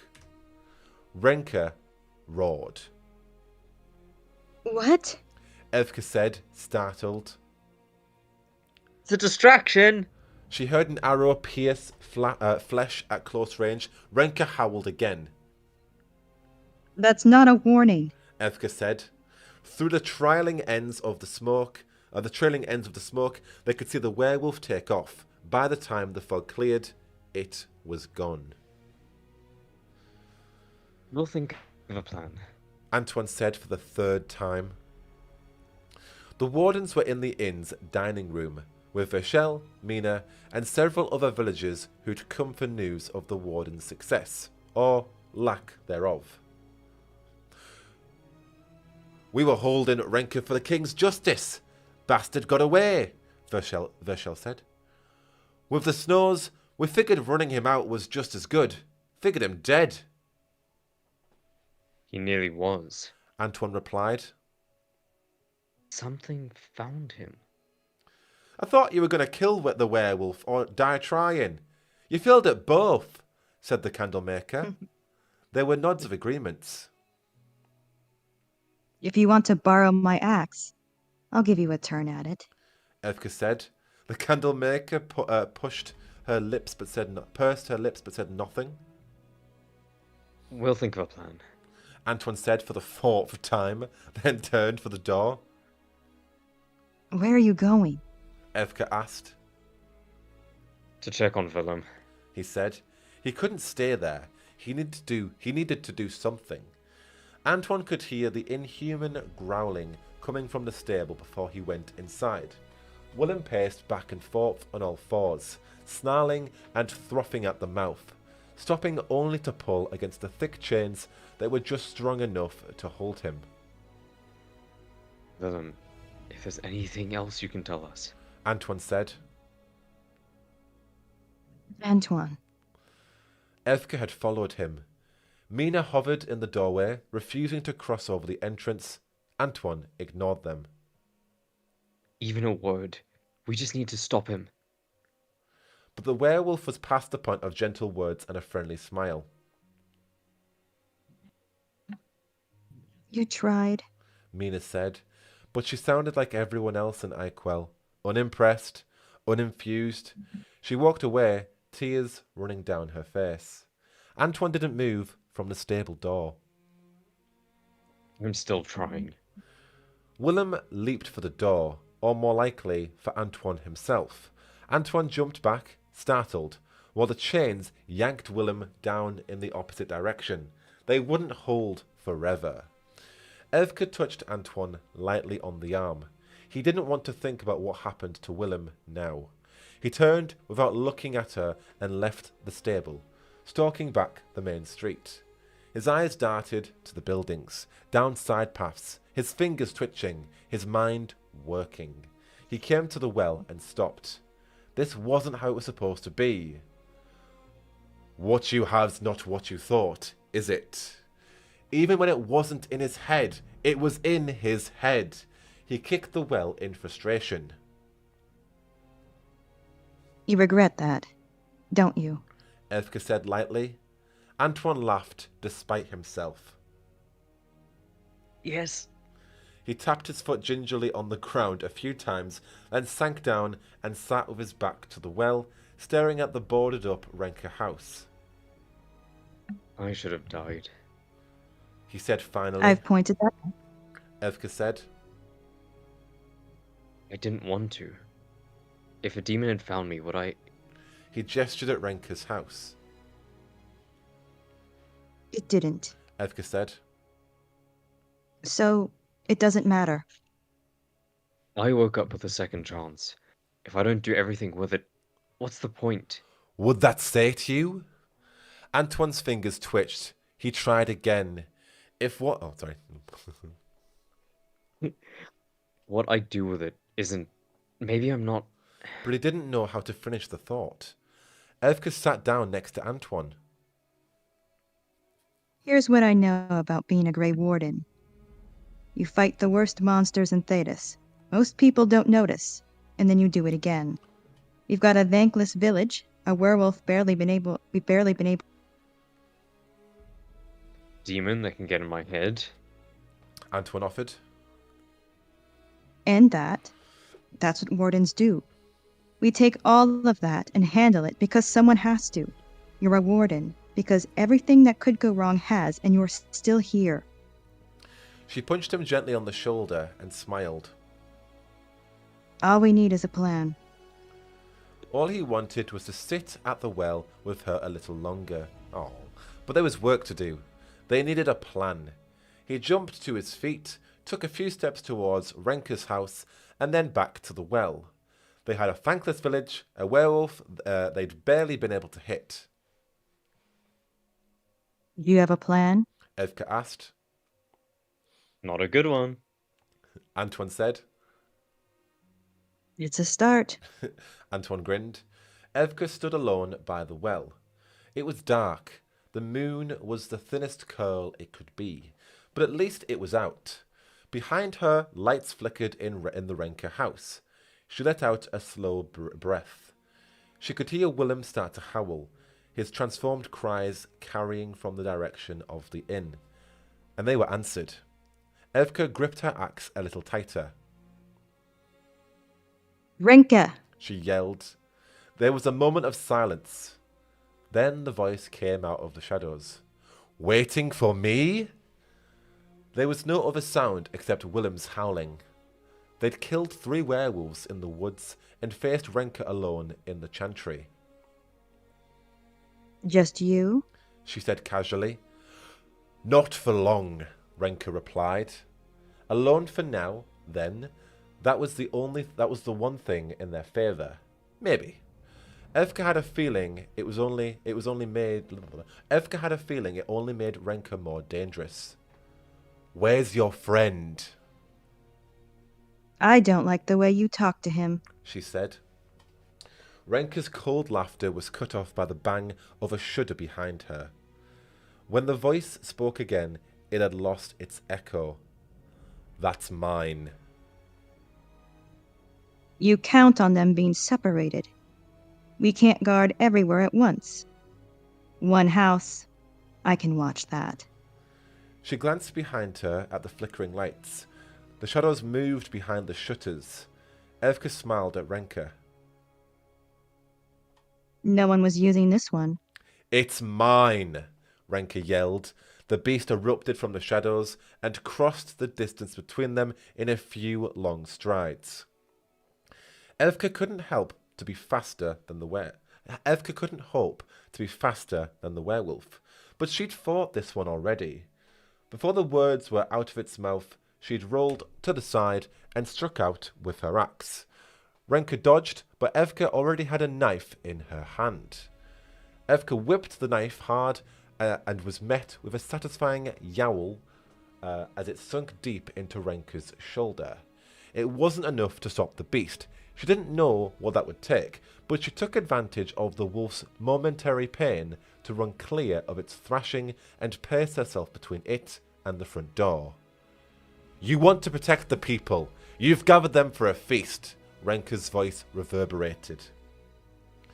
Evka stood her ground and waited.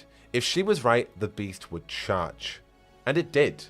Evka held her position as the werewolf raced forward, claws and teeth ready to tear through the dwarf in its way. At the last moment, Evka ducked and rolled to the side. The werewolf slammed past her and through the front door. Uh-oh. Antoine watched from the stairs as a storm of splinters burst inward, followed by Renka. The beast's eyes shone and saliva foamed from its jaws, dripping to the worn floorboards. It snapped a chair in half and hurled the broken pieces across the room before blinking, confusion starting to show on its contorted face. A fire burned in the fireplace. Lanterns flickered against the walls, casting shadows through the room, especially when Antoine tugged on the rope attached to them. What is this? The werewolf snarled. Trap, Antoine said. The villagers didn't like the wardens, but after the disastrous patrol, they were willing to darken their houses and stay out of sight. It wasn't much, but it was all they needed. He tugged on the lantern again. did it work? The werewolf howled as Evka raced through the door and swung her axe into its hind leg. Inside the Renka house, there were no shadows for the werewolf to hide in. No room for the beast to run from the range of Evka's axe. She sliced at its legs, its shoulders, its ribs. While Renka crashed and twisted to fight, Evka ducked and moved around it. From his place on the stairs, Antoine fired down on the thrashing monster. The beast was bleeding and there was a ragged sound to its breathing. They had it. Until they didn't. With a swiftness that suggested it wasn't as injured as they thought, the werewolf hurled itself at Evka, knocking her into the stone fireplace. She gasped as the air escaped her lungs. Before she could draw another breath, Renka grabbed her and slammed her to the ground. Antoine fired an arrow, but the beast shrugged it off. A ropey string of drool oozed down onto Evka's face. Lovely. Then a sweet roll smacked the werewolf in the head. Renka, Antoine said. are you hungry? Renka twisted and ran for the stairs faster than Antoine had expected. He scrambled backward and launched himself into the upper hallway, the werewolf chasing after. Antoine ran a few paces, then threw himself sideways through an open door, barely avoiding Renka as the monster barreled down the hall. Antoine found himself in a dusty bedroom. His fingers twitched. Modest size.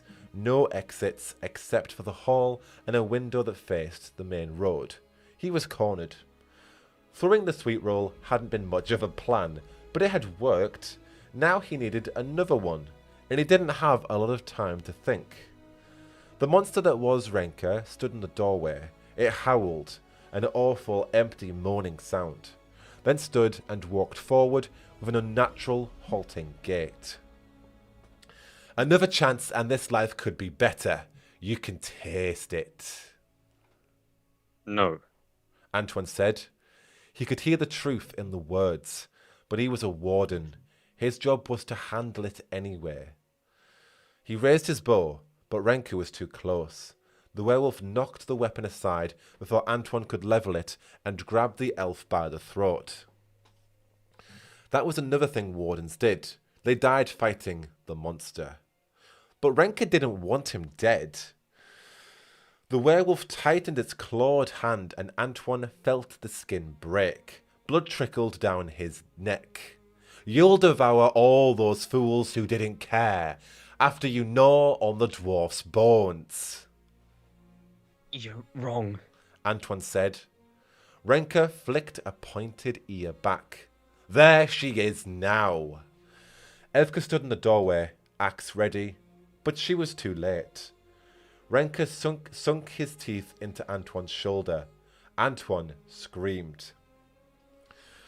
With a satisfying smile, Renka dropped the elf on the floor. You're dead, Evka said. Evka? Antoine said. As heroic as dying, facing monsters sounded, he didn't want to die. Not you. Evka said. He reached the pouches at his waist. Evka, distraction! Evka was already moving as the room filled with white sparks, the light blinding in small space. Renka snarled, then screamed as Evka's axe sank deep into its back. Antoine barely managed to throw himself out of the way as the monster lurched forward. Evka let go of the axe handle and jumped to the bed. Planting a foot firmly on the mattress, she leapt upward. As she came down, she drove her last knife into Renka. The beast's final howl was cut short as Evka drew the blade along its throat. As she finished, Antoine pulled himself up and kicked Renka with all the strength he had left. The beast stumbled forward and crashed through the window. It hit the ground below with a sickening crack. Evka was blinking hard. I thought you were going to use the vials. He knew that one already. It's only a warning. If I know what you're warning me about. Evka blinked again, then gave Antoine a look.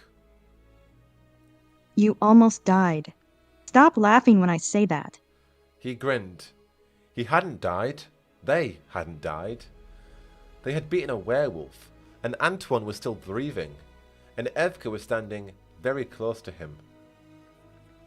We should... Make sure it's dead. Antoine touched his shoulder where Renka had bitten him. Ending the night as a werewolf was not how it was supposed to work. A small crowd was cautiously approaching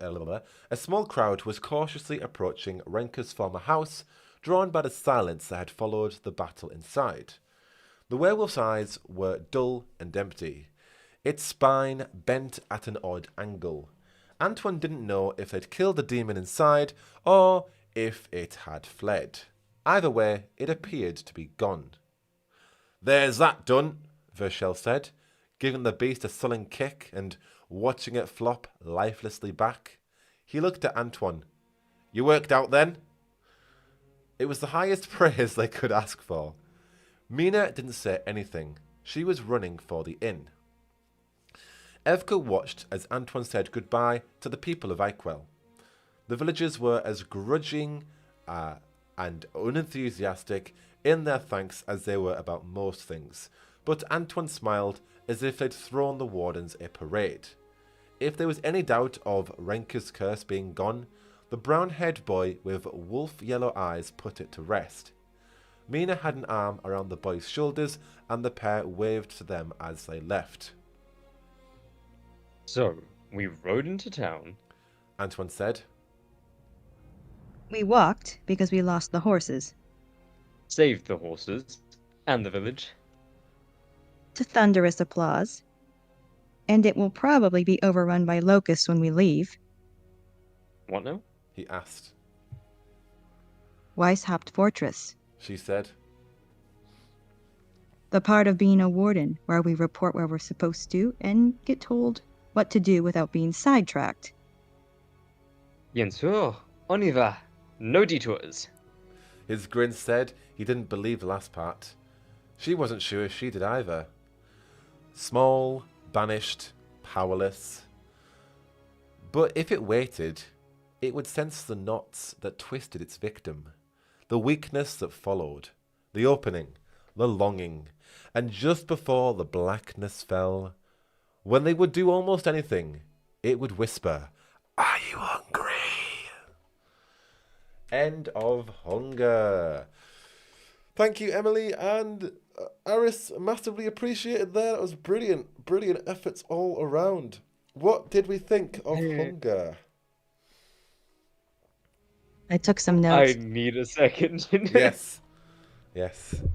Oh, Emily, you took some notes. Emily, you go first. You have notes, yeah. Well, I mean, I was trying to figure out what spirit it was that's possessing Antoine, because I'm assuming it's like a wind situation. Yeah, I didn't even anyone think else? about that. I didn't even think about Because- that. Yeah. Well, I mean, he died, but then was brought back to life, and every time he goes to sleep, he has the same dream. He also Yeah. doesn't eat. And he dreams of dying all the time. Yeah, Rude. he doesn't eat, even though he buys sweet rolls. Yeah, I'm assuming it's valor or it's faith.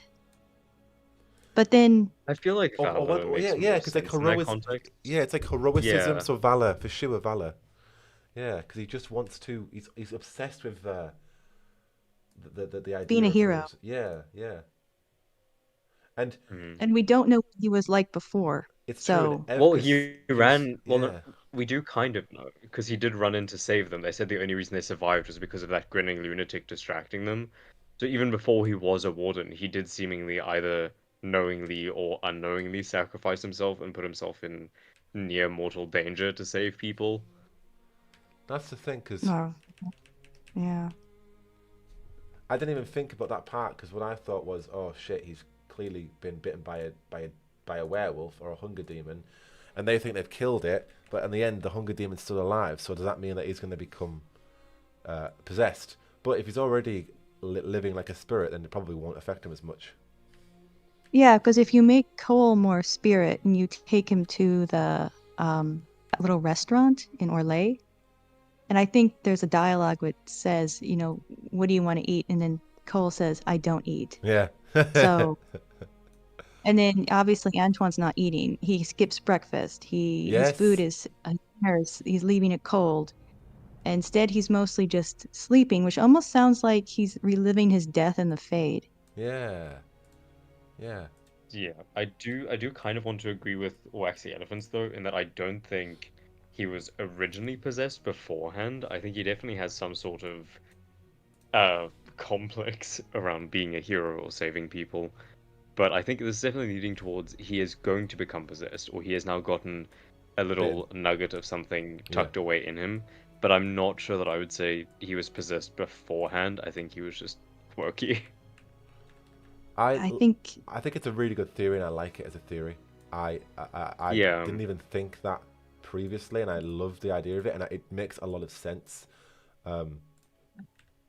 Yeah, I like it. The only reason as well that I'm kind of like, in a fun sense, yes, the only reason I'm like not sure about it is because I don't then, like, I don't know, it really feels like they're building up to him being possessed by hunger. Although, mind you, if we can have double blights, we can have double possessions. We can. Yeah, even Audric Falhassan in Down Among the Dead Men is caught between two spirits. So we've seen That is that. Now, true. he did need to sort his spirit dilemma out. So it was very conflicting for him to live in that nature, but it has happened. so that can also happen too.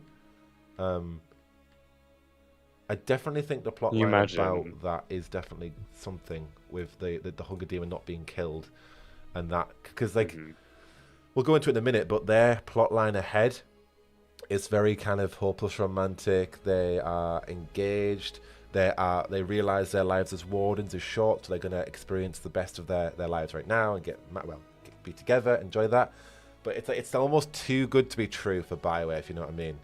It's like, oh, these two Yeah, cute anytime wardens, they, any, yeah, yeah. yeah. These two cute wardens are getting Tragedies come engaged. some. It's true. And it's either the fact that Yeah, like his nature, his true nature is a spirit, or the fact that he is literally about to be possessed by hunger, or that hunger demon is coming back for him. yeah. There's Anytime Bioware gets too close to give us a happy ending, I'm like, okay, either you're dead, I'm dead, he's dead, she's dead, or everyone is about to die, It's or true. something somehow worse. It's too happy for him, for them both. Unfortunately. Yeah.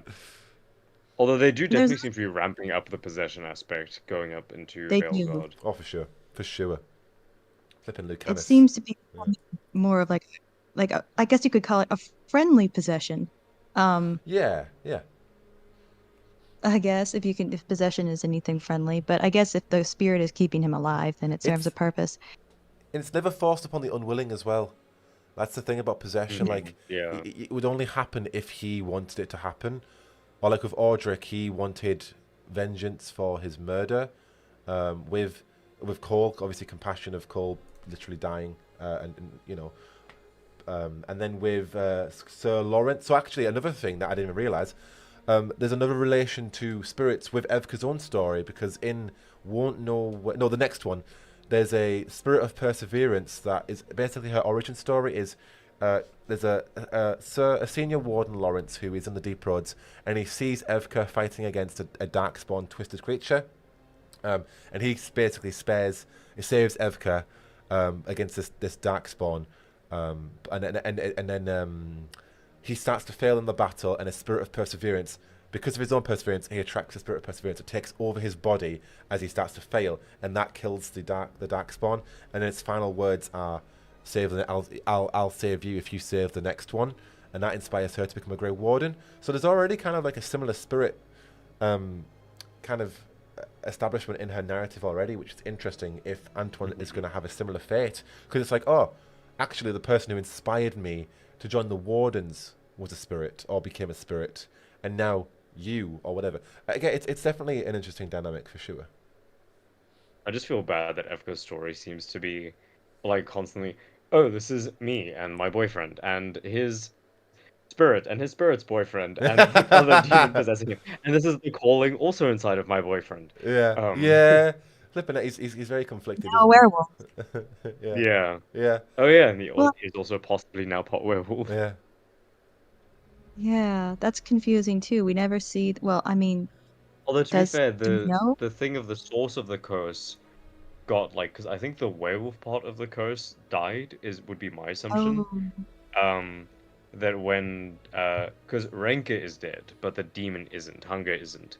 So I assume that when Renka died, the werewolf part died. It Yeah, was just the yeah, Hunger bit because that got left behind. that's how Willem went back to a little boy, because they killed the source of Yeah, the curse, but the demon's yeah, still that kind of alive. proves that So yeah, it's like the curse okay. has been destroyed by the demon, by the werewolf bit, but the actual demon is still alive, which is in a me and bit Dragon awkward, Age, isn't do we it? split hairs on where the curse starts Yeah, and It's ends? true. it It's is awkward. it's a bit awkward. It's like, okay, so that's the aspect of the curse. So the nature of it is so ambiguous for what's it called? Antoine. It's like, so is he just going to be cursed? Does the demon is the demon now just stalking him? Is interested in him, particularly? Hmm. What is the crack with that? But they've also been leaning into ambiguity with things like that a lot. I think it's going to Yeah. be. I mean, it always has been, I think, to an extent, that kind of like morally gray.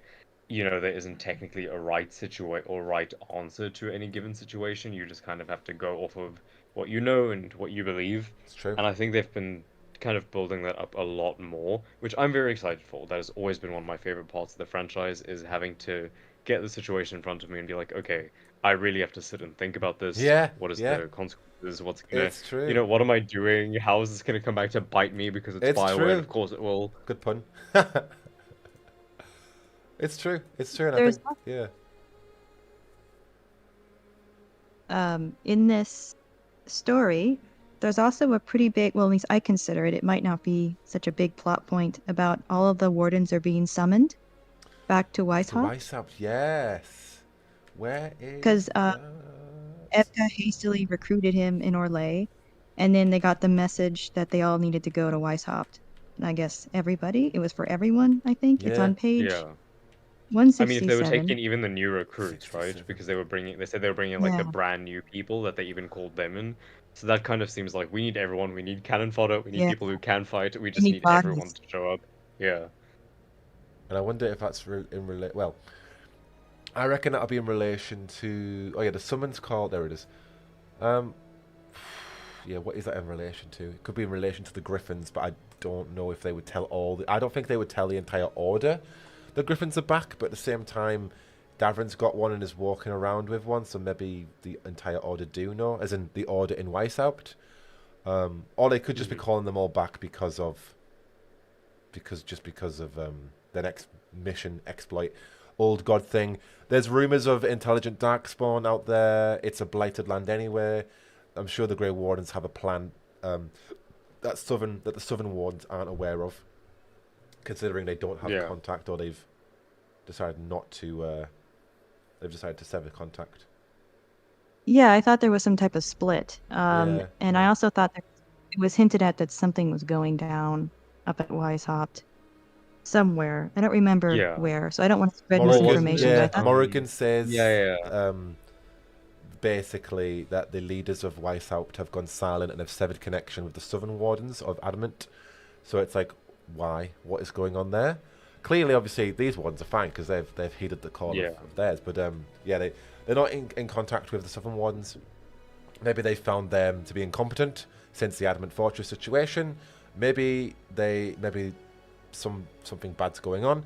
Maybe I personally think it's because they have got the Griffin hatchlings, which happened in 941 Dragon, and they just want to keep it secret in Weishaupt and not let all the Wardens know, just because of the fact that they are such a legendary beast.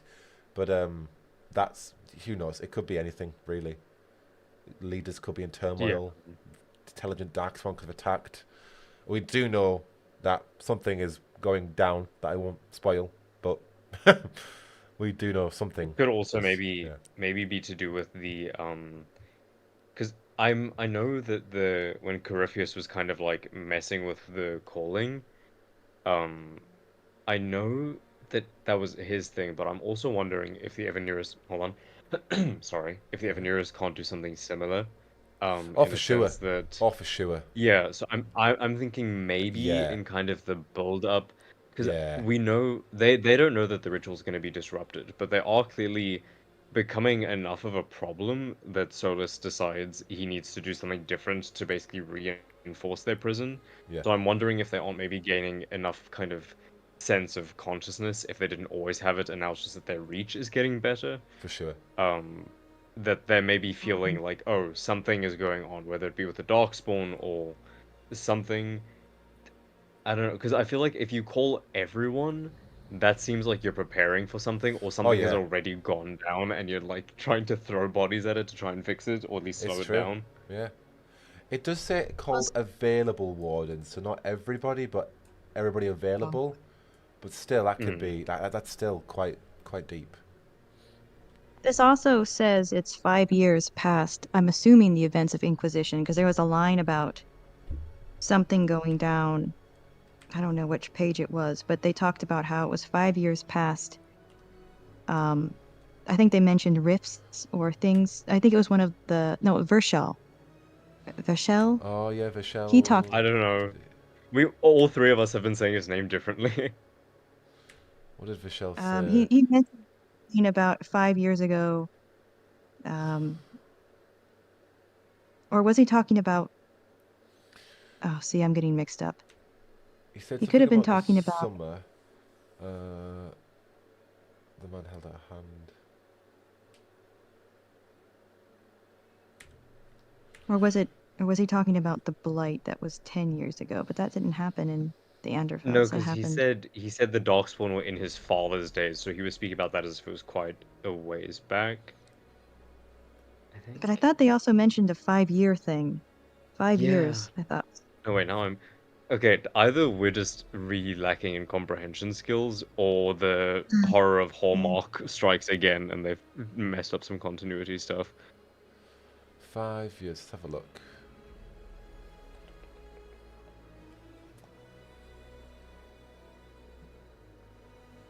I mean, not that the only reason I bring up the time frame is if it's 5 years after Inquisition and Solus's ritual is 10 years, then we still have another 5 years to go. So that means how much reception do these Evanurus antennas have? Is what I'm It's saying. true. It's a good question. How much were they influencing before he did the ritual? Yeah. That's what I'm. Yeah. That's the reason why I'm bringing up the time frame. Yeah. Yeah, well, like, it also makes me remember, I know this is, I don't even know if they will ever bring this up again, but I refuse to believe that they won't, the Elven artifacts in Inquisition. Don't No, get me started. I refuse to believe that I did that for nothing. I will go to my grave raving about it. But I'm Not quite like, on maybe that shit. that was like a kind of temporary fix of like, oh, because he wanted to tear down the veil, but maybe that was also once again with the thing of I need to tear down the veil and either put something up just for them or put Yeah. something in its place. So maybe those were kind of like placeholders to just kind of that it was less to do with the veil and more to do with specifically the part that keeps them locked up. I don't know. I will if they just don't ever speak about that again. I'm gonna be so miffed. Can you imagine? It's brought up in a story, Yeah. and then it's confirmed that they do in fact They do, yes. reinforce, Yeah. which it makes was- me Speaking think of, that Yeah. I did see some people mentioning earlier, wanting to talk about Gelanan and your thoughts on that. It was like right near the beginning. I just Oh, was didn't it? want to interrupt. Oh, yeah.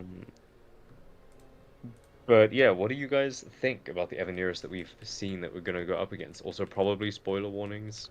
Slight guess we're spoiler kind of warning moving into that for this, territory, yeah. folks.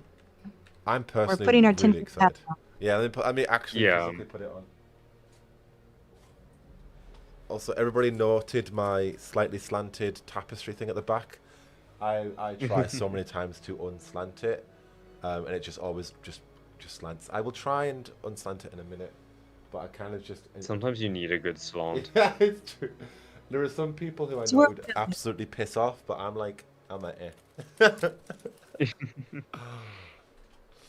Oh, the tinfoil hat is hat. on for spoiler conversation.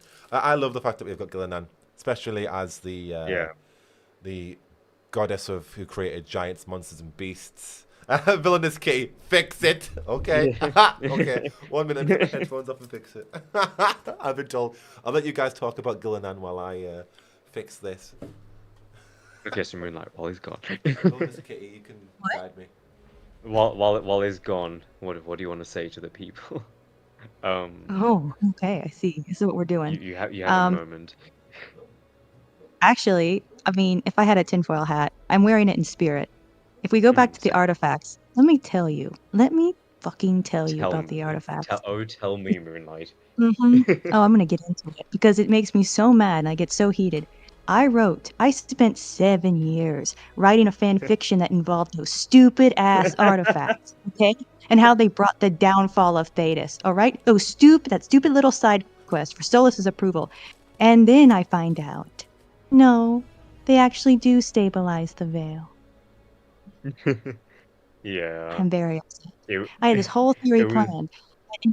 Oh, go ahead. Oh, no, I was just gonna say, like, I've also been reading quite a few, like, or like the ones that I could find leading up to Veilguard, to kind of like tide me over. And so many of them, all of the authors, like, as we get close to the game, all the authors' notes just turn into like, oh, this game's about to absolutely ruin all the canon I just set up. Yeah, exactly. Ruined it. Literally, I had to throw it in the fire and was like, all right, there we go. There it is, all my hard work. And you know what it was? I had this, I'll tell the theory. So the artifacts, we activated them. They were more like snaps or like buttons or hooks and eyes, and like in fabric terms, is so that when he had the anger, he could rip it all down in one swing. So we were kind of like little beacons, maybe little lighthouses, buoys, as you could imagine. They all link up Oh, so together. like pinning weak points, and then they just kind of all tug Yes. together. They all Ah, tug I see. together, right? Like a string. They're all tugged on a string. And then they would actually just be in the shape of, on Thetis, you have them all laid out, right? In different countries, whatever. But then they turn into the shape of the constellation of Fenrir. So then when he pulls it all down, there's this giant meteor shower and shit. And then the wolf comes through. That was the theory. That's how I Oh, saw it all I ending. genuinely, I love that I can tell by the tone of your voice how much you've thought about this. Listen, I spent Because 7 years in like that vault. yeah, because like I have as well, but it was more so in the sense of like I knew that we weren't going to get anything in Inquisition, so it was more so just of like I refused to believe that it was just that. And then when we kind of got hints that it was basically just strengthening the veil, I was like, come on. That would have yeah, been such a good lead up for it to be, that would have been such a good like red herring for it it's to be true. something else. Yeah, And especially as it seemed like it felt like such a meaningless fetch quest. And if they had taken that and completely flipped it of like, oh, you thought you were just kind of padding out the runtime, or you thought you were just doing this to gather some approval. Meanwhile, haha, psych, you just buggered your next protagonist 3 ways from Sunday. yeah, I thought would have been really, really fun. Maybe they still will, but I'm pretty sure it's been like mostly confirmed that yeah. it was It just has. strengthening the Yeah, veil. yeah. I think it was Yeah, Deadwolf Turkey that confirms that. yeah. Um, And then, Wasn't it Wigmaker's hmm? job too? And yeah, yeah, there there's was a both of mention of them. it in Wigmaker job as well. I think Yeah. they kind of They were just like, we'll activate tell you one. guys twice, just in case you Yeah, missed yeah. this. But they actually activate one and release spirits as Hmm. well. Yeah. I hate feeling so And wrong. we know that Gillenan is gonna be like, I'm really excited for her because I think she's gonna leave so much space for like kind of what the hell is happening territory, and like Oh, for serious sure. uncanny valley like makes you Oh, very yes. uncomfortable. But Literally. someone did bring up the good point of Elganon. He gets a lot less attention, I think. He doesn't have tentacles, that's his fault. That is true. Um Yeah, it's true. He doesn't have tentacles. yeah, But it's but not, yeah, yeah. but I do think, I don't know about you guys, but the vibe that I think he's gonna go for, I'm assuming most people know some stuff of like God of War. I'm kind of Yes. assuming that he'll take on a sort of Odin presence in the Yeah. sense of maybe coming across a lot calmer and then just having this like really vicious, cunning, dagger's edge side. So I think he's going to be dangerous in a much subtler way Yeah. than Gillanon. I feel like he's going to be much more of like the thing that kind of comes out in the last half to really smack you off guard because you've been focusing so much on the big monster lady. And it's like, hey, did you forget there's two gods? Yeah. Well, now Yeah. you won't. Boom. Yeah. I agree to that kind of gentle presence. Even in the Faded Calls teaser we got last year, he's like, soon the entire world will know our peace and comfort of my reign. Not even our reign. Yeah. He's coming to be Yeah. the king of this world, as he was of the Elven Pantheon. Like, he is reclaiming what he thinks is his. I think Gillenan is going to be more like, I suppose, Orin the Red from Baldur's Gate 3, twisted, creepy. But I Yeah. envision her. Yes, it's going to be both the villains, but I envision her as she is following Elganan's scheme. Ultimately, he is the All Father. She's not a child of Elganan. She is Andruel's lover, and Andruel is a child of Elganan. So it's like a daughter-in-law. Here's my father-in-law, yeah. yeah, yeah. So it's like father-in-law and daughter kind of. Yeah, And aren't there also the theories that Gillanan and Andrul have melded? that's a good. Um, Yeah. I mean, so that's definitely possible. I feel like that makes sense. Yeah, but I definitely am fully on board with, I think Elganon is gonna be running the show, possibly more Yeah, subtly at the I agree. beginning, I but I agree. think it's gonna become a lot more obvious towards the end that he's kind of the main threat. For sure. And also we have to take into account Mythal has beef with her ex, probably, Yeah. and she's running around. It's true. We technically, because we were talking about this a while back in the Discord. For those of you who aren't, please join. Um, but we were talking about this a while back in that at the moment we are going to have Elganon, Gillanane, whatever, Mythal, and then Othemiel is still around somewhere. Because Yes. I think there's a possibility where Mythal can take the Othemiel soul, Yes. and I don't think we have I don't think we have it confirmed anywhere what Euthamiel's like counterpart is in the Elven pantheon. Yeah, no, we just But speculated, but we can't. Euthamiel is Yeah, around yeah, somehow, whether it be as now part of Mythal. So we've got like very big other players running around at the same time, which I feel they will bring into it, especially with Morrigan coming back. for sure. Which thank goodness when I heard that voice just about Yes. melted. No, I I agree. thought I agree. Uthemerial, wasn't he hinted at being Falanded? Somebody hinted that, and then I Yeah, ran with it. listen, So I don't know who Yeah, it was. I want yeah. Dirtman. I want Durfin Dirtman will be so sick. badly to Yeah, please get. Also, can you imagine the havoc that like, because Dirtman was basically like the spy master god, I guess. yeah, yeah, So like, can you Ooh, hot. imagine the havoc that that would cause? If like yeah, if you like because obviously Elganon, Gillinan, very good like kind of up in your face enemies in terms of like you can see for them. I sure. feel like Elganon is going to be very prideful, but then to have Dirthamen just kind of coming out of left field, I Oh just yeah, love when people come out of left field, but it's well what would be the word, like well supported by the yeah, like story. it's yeah, I hate when it's yeah, yeah, yeah. It's justified. It's not just fan service. It's actually a well built up exactly, moment that has been exactly. earned. Yeah, I cannot stand when an author or writer is very proud that like, oh, no one guessed my plot twist. It's like, yeah, yeah, because it probably means you didn't build it up well enough for yeah. You people did. to be able Yeah, to understand the exactly. motivation. It's underbaked. Whereas like that would be a well baked thing because actually we've had time to work with that, and it's actually in some Mhm. regard based on our decisions. If we had the old god baby with Morrigan, Yeah. and then that was taken by Mathal, whatever happens with that. Um, I'm interested to see what they do with that keep replacement. I don't know what we're calling it. yeah, I don't Um, even know either. I'm Just very interested to see yeah, how thorough it's gonna be yeah. I wonder if it could be like tarot because I want cards as everything. well, or if it's just gonna be Yeah. Varric narrating. I imagine, which is literally the Dragon Age keep anyway. Mhm. So I do wonder what regard they're gonna go for with that. Yeah, well, they did the cards in Rook's Coffer, but and someone correct me if I'm wrong. I don't believe those were actually full-on tarot card style. I believe that they were obviously cards, but I think they were just kind of more so an homage to Inquisition or kind of like leaning into what they did with that. And the visuals are obviously quite similar, but I don't know Don't that think they've that. actually been Yeah, connected to proper tarot cards again. I don't think that. I need to check them again, to be honest, as well. Hmm. But yeah, I'm gonna be such a nitpicky person with that keep thing. I'll get over it, but I just like Yeah. I want everything. I spend so much Yeah. time making all these goddamn choices Literally. and agonizing over the It's smallest true. things. Yeah. Yeah. Yeah. I want to see Josephine again of my Inquisitor, but who knows if that'll be a choice. I mean, I'm sure who you romanced an Inquisition will be a Yeah. choice because for Solas and stuff. I'm very sure I don't listen, completely pulling this out of my rear roundabout now, but I'm very sure that we're gonna be getting if not callbacks, then full-on cameos, and in the case of Dorian, I believe like some sort of quite big role. Um, I think we're going to be getting a lot of the characters of Inquisition back, question mark. Hopefully, I could completely just be trying to cope. But I really do kind of I don't know, I feel so many of the characters we had in Inquisition have very big reasons to be around in Veilguard. Yeah, for sure. Um, For sure. because I mean, Josie with the Inquisition, if it gets disbanded, then you Back know to she doesn't really Antiva? have a reason. Yeah. Yeah, she doesn't have a reason to stick around. Fenris going back to Tevinter makes Oh, sense. absolutely. Cole. Yeah, so I feel like so many of them. Yeah, if Cole isn't in the game, I Yeah. riot. Um, Yeah. if, but yeah, and especially because Cole, I feel is such a he feels to me at least like a catalyst for a lot of the spirit ambiguity that For started sure. ramping up. For sure.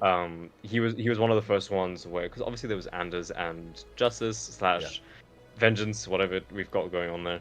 But Cole was really one of the first ones where I was like, oh, we don't understand anything. He It's was true. like one of the first Yeah. characters where I Yeah. really realized like, oh, we've been running on a lot of assumptions and we've just kind of been taking what these characters have been saying to face value, when in reality, not a clue. Not even the It's slightest. true. Yeah, and that full unearthing of him in Asunder, while yeah, like you just said, we had Anders and Justice. That really kind of transpired from that point, and then getting to see him and understand him even further in Inquisition, with that dynamic, then Mhm. backed up with Mephala and Flemeth's true origin, it's really helped kind of establish it even more. And that, as we were saying Yeah. before, it's even getting even further propelled now with the Veilguard, with characters like Lucanus or Audric Philhassan, with whatever's going on with Antoine.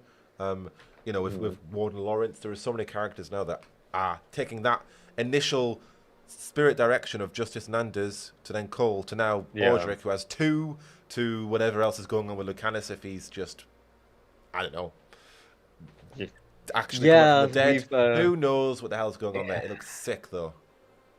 We've got so much like, and I mean, it has been. I want to say like it started as a subtler theme, but it's definitely been from the beginning. Like, where does the line between human, elf, whatever, and person and spirit? For sure. Where's that line actually drawn? Where's the line between spirit and demon actually drawn? So with the veil coming down, possibly, or at least like getting quite the facelift. Or maybe I think just we're going to be the seeing ritual. a lot more of that. There's been a lot more of the fate, like now, Scott Harding has magical powers, and how's that happened? You know, it's a lot of things. Yeah, even the classes look baby like games. Yeah. Even the classes all look like they've got magic in them.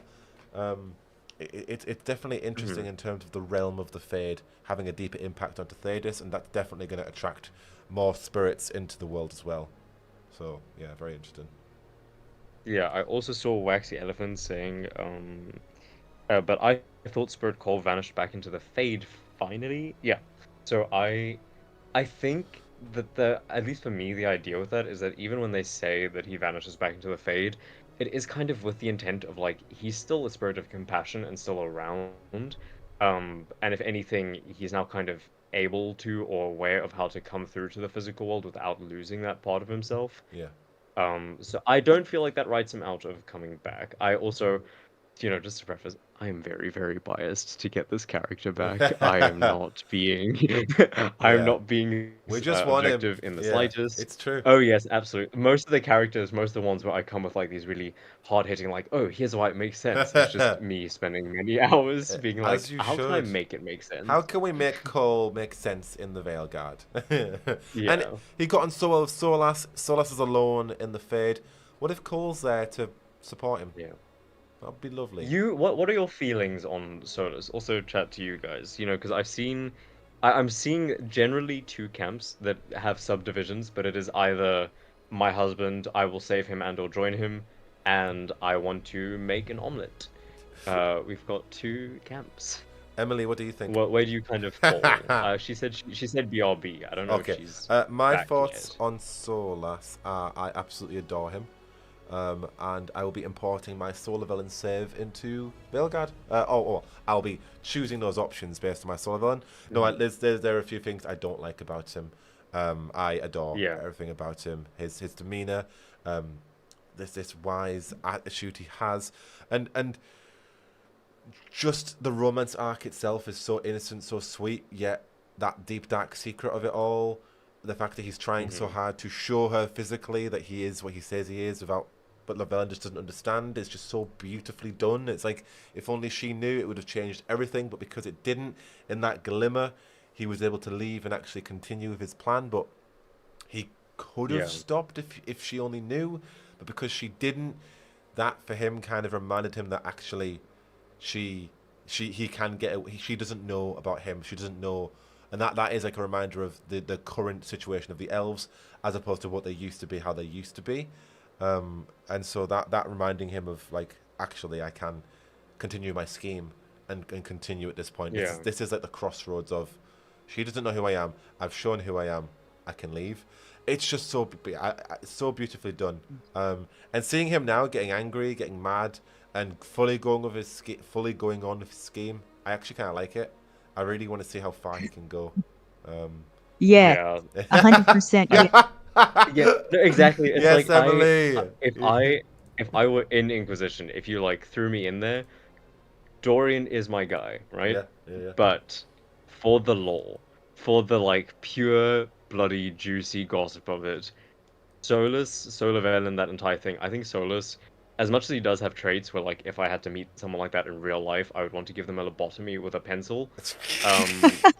He as much as in real life I would despise a lot of his traits, especially like his kind of arrogance. Like I made a joke at some point saying it was like, Solus Fen, this was not part of the plan, Harel. He just can't get shit right. He does not have foresight.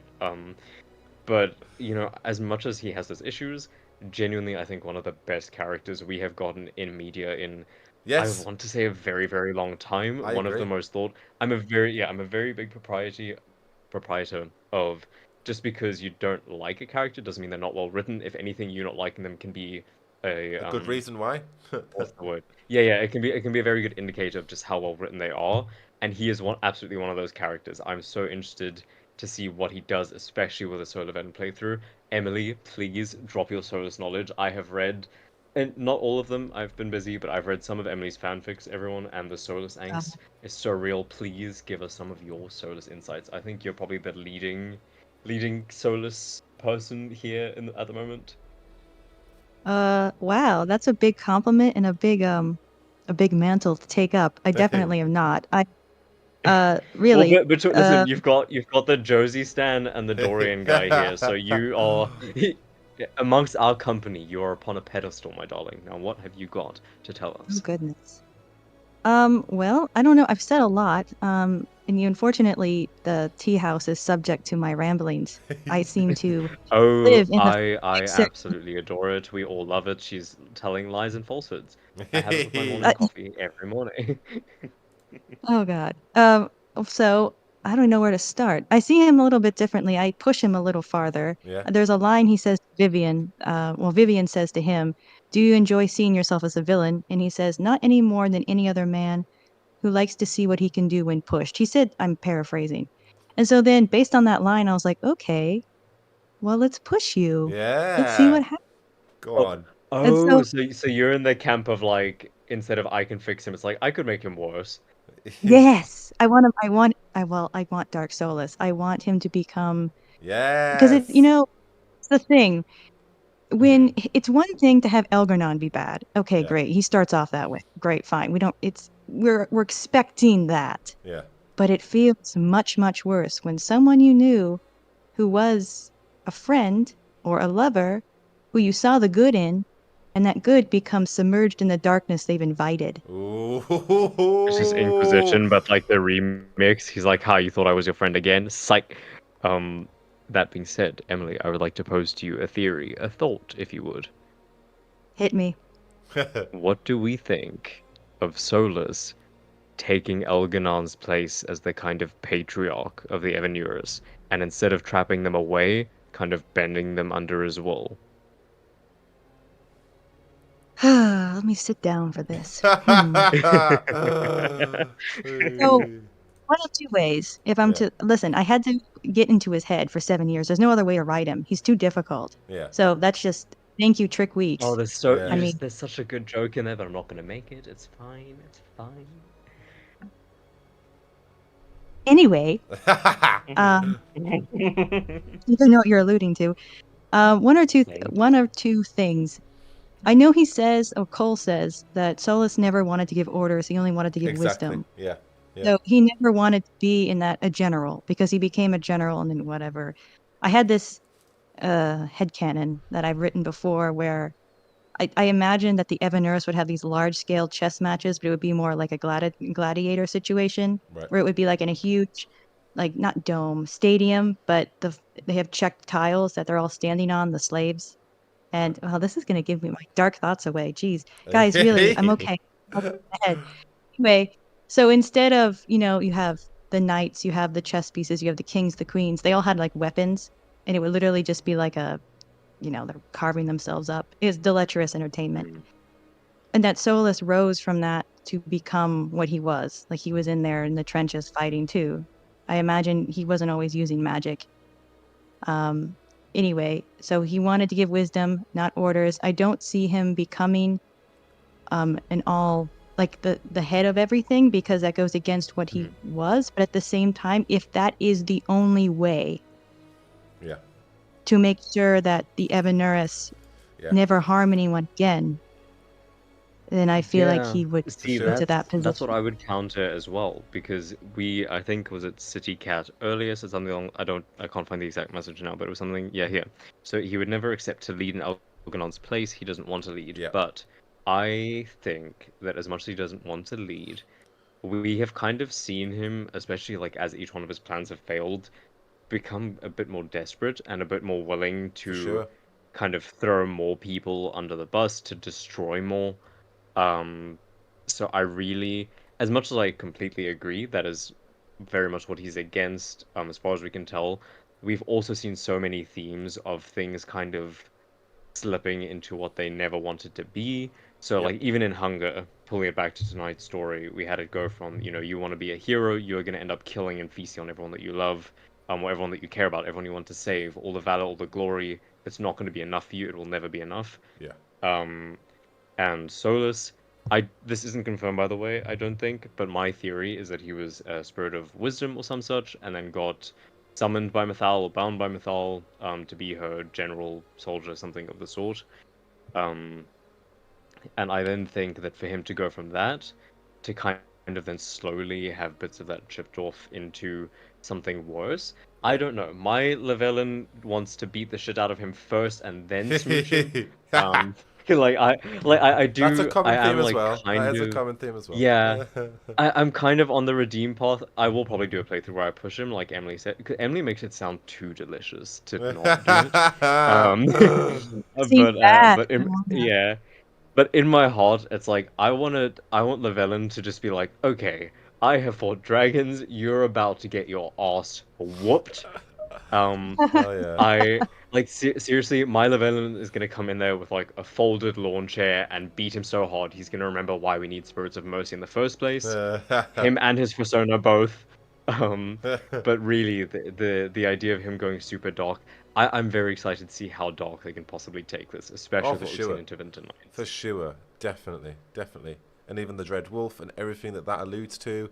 But even going back to the fact that he doesn't want to lead, that is true. He doesn't want to lead, but he's also doing things that he doesn't want to do.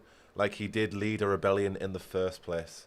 So like, yes, he might Mhm. not want to lead the Evernearist now, but back in the heyday, he led a rebellion against him, to ultimately stop an institutionalized system of slavery and to rebel against the gods, who then ended up killing Mathal and also slaying the Titans. It was slaying the Titans that originally was one of the core aspects that set his plot in motion after they mined their bodies for lyrium and something else. But it was the very death of one that Mathal did slay that made him realise the lust and greed of his elven gods. And he went, you know what? I am going to start my rebellion. And that is a mural that we see in the Deep Roads that he had Yeah. painted. And that's where he went, nope, I'm doing this now. So he's also in the camp of doing things he doesn't want to do. Look at how desperate he is now destroying the ritual. Look how desperate he's been in supposed trespasser. He's absorbed Mafal's power. We don't know what the His voice context when of that that ritual is. gets interrupted. Yeah, Oh my look how god. yeah, but like he's absorbing Mafal's power. He loves Mafal. Yeah, he's obviously she has not obviously, but she's put a piece of her essence into the Illuvian for the next vessel, allowing the body, I assume, the body of Flemeth to die, and the next vessel of Mafal to take on. But yeah, he's doing things that he doesn't want to do. So just because he doesn't want to do it doesn't mean he won't do it if the ends justify the means of what he wants to ultimately do. And at that point now, Yeah. I think he is very desperate.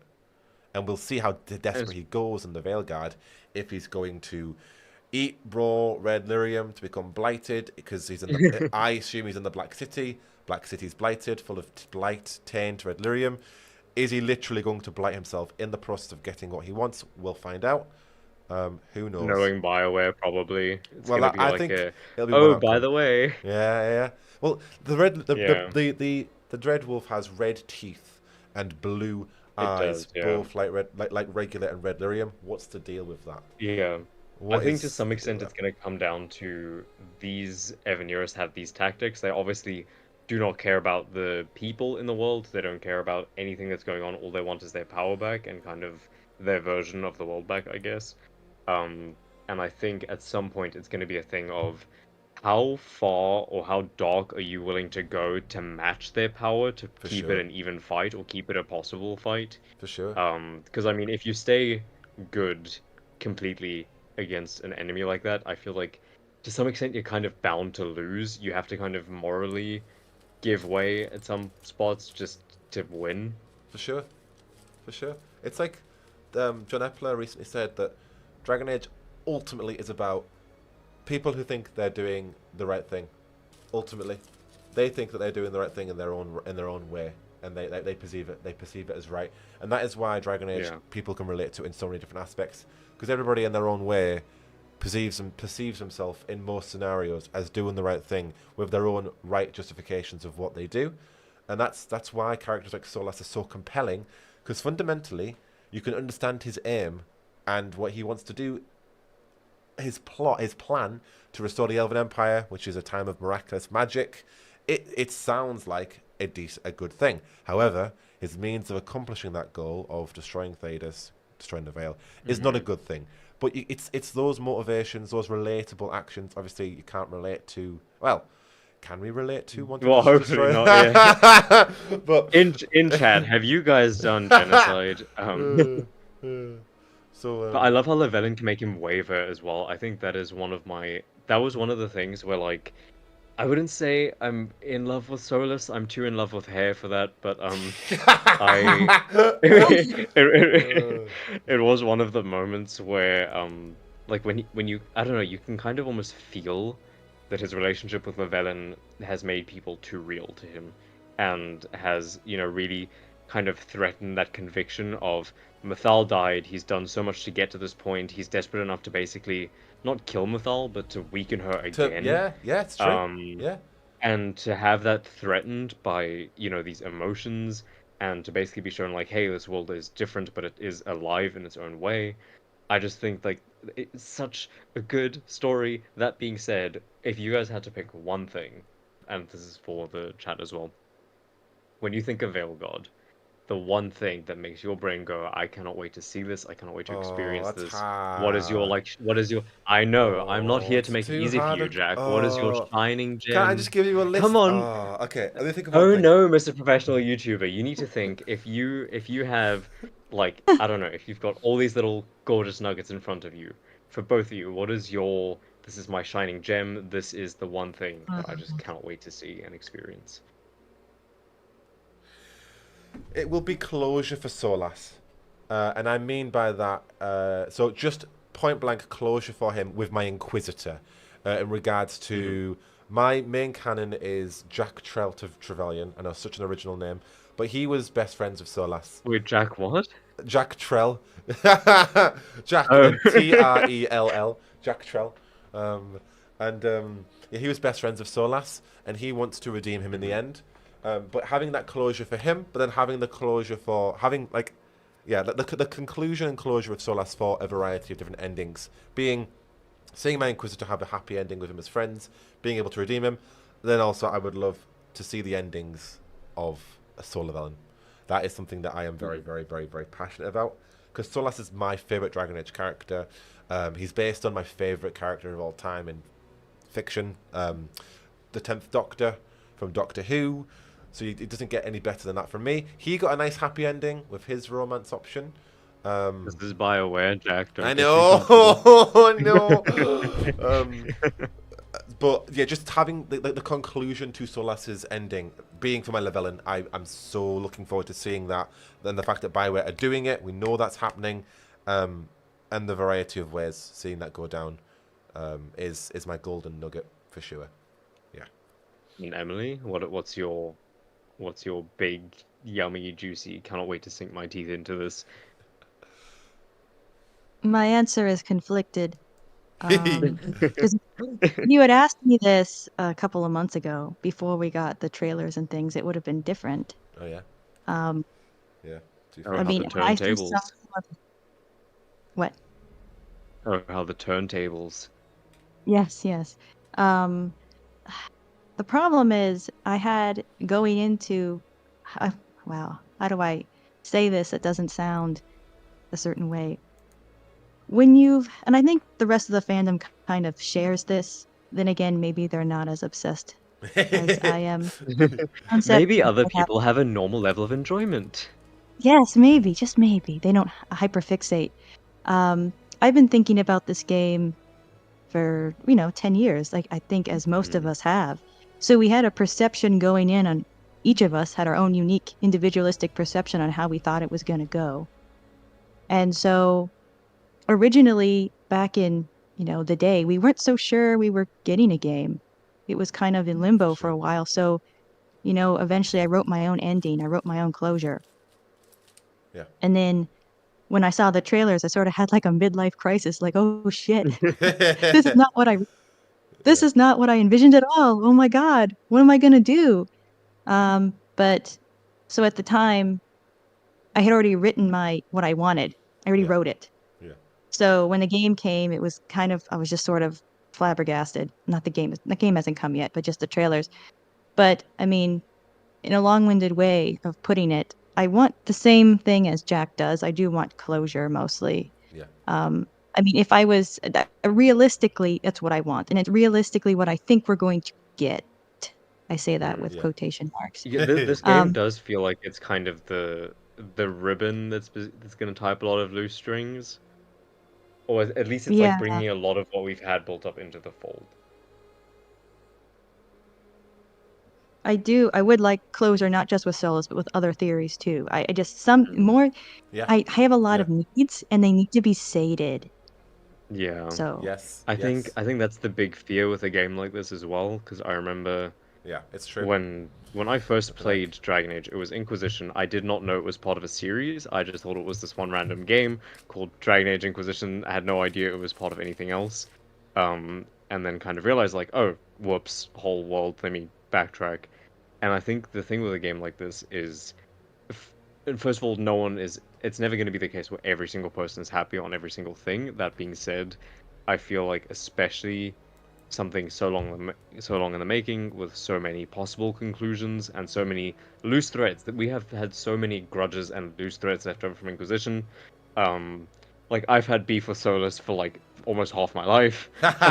Same. And The good beef. and yeah, exactly. The kind of beef where it's like, I want to kill you and I like these feelings. So would you say but you have yeah, a hunger? oh, hardy ha ha. Uh, I would say I have an unquenchable, I have forgotten the word, for hunger.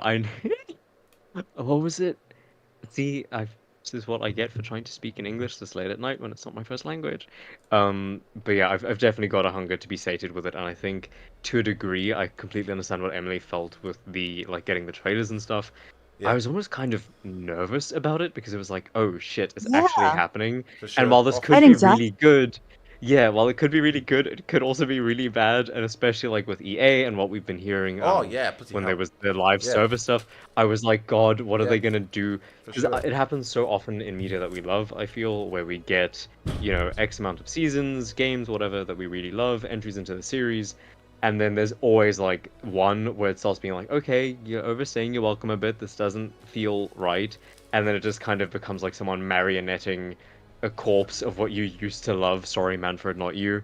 Um, and I was really admittedly worried that we were going to get it with this. Admittedly, don't think we will. I think that we could get there. Something good, maybe, hopefully, please. Yeah, no, and I understand those emotions too, because even last year, I was very much in a very um, what's a realistic manner. I've always been very Mm. optimistic for Dragon Age, very positive in terms of I trust the teams, always trust that team because it's a fantastic team. They've worked on Yeah, I don't trust the the people IP. who own the team. That's it. That's for me. It's last year. It was layoffs. It was BioWare being sued because they're treating their staff like crap and they're Hmm. not paying them full severance pay. It was all the malpractices of EA. It was the live service stuff. It was the Yeah. multiplayer. It was we know what a Dragon Age game is, but we're gonna make it multiplayer. It was all these executive things, and don't get me wrong. Obviously, there are teams in BioWare that make those decisions too. There's still Hmm. the ambiguity around creative director Matthew Goldman, who we assume, and I don't even think it's an assumption, was basically fired back in 2021 November, or he mutually parted to agree to leave the team very quickly with between Yeah. him and EA and BioWare, which and also to point justice to a few of the developers, they have come out and made a few claims against senior management who aren't even at the studio anymore, but their Mhm. impact has had some kind of an effect on it. So I'm not just blaming EA. There are heads at BioWare who again, these are accusations, and I am not trying to make any accusations at all, but these are just claims that Yeah, people tinfoil have hat made. is on. We are Tinfoil just hat talking is about on. like We're just speculation. speculating, and we're just talking about the development cycle as a whole because it has been a cluster frig. Just it's a game. It's been in development for 10 years. Sorry, and yes, it hasn't actually. Nintendo's, I wish. Can you imagine? It actually hasn't been in development for 10 months. It's been in development since 2020 during the pandemic. So even then, there were issues in the pandemic, which obviously nobody could have predicted. But you know, Yeah, yeah. the communication there, the delays that had, the impact. It's been a game troubled through development, and now we're actually. I don't look at what other people say. I don't look at what everybody else is saying generally in terms of as a mainstream point of view because I just like to focus on my own content. But for me, it feels really positive, really exciting. So much Yeah. excitement and real hype for this game, tangible hype, not just oh, this is going to be great because it's a Dragon Age game. No, this is going to be great because BioWare are listening to us. It's not open world with hub based. We're getting Sullivan in conclusion. We are a new hero. We have Solas in our head. The story's going in the direction we all want. We're wrapping up certain plot lines that have been hinted at in the first game. Seemingly, you know, it's tangible information that seems like it's going to be really exciting. Of course, still need to be realistic. But yeah, it's been a game married with absolute just what's the word, skepticism, and for me now we're finally getting rightfully towards the end of so that. as well. And yeah, that's the thing. It's been rightfully sorry, it's rightfully so.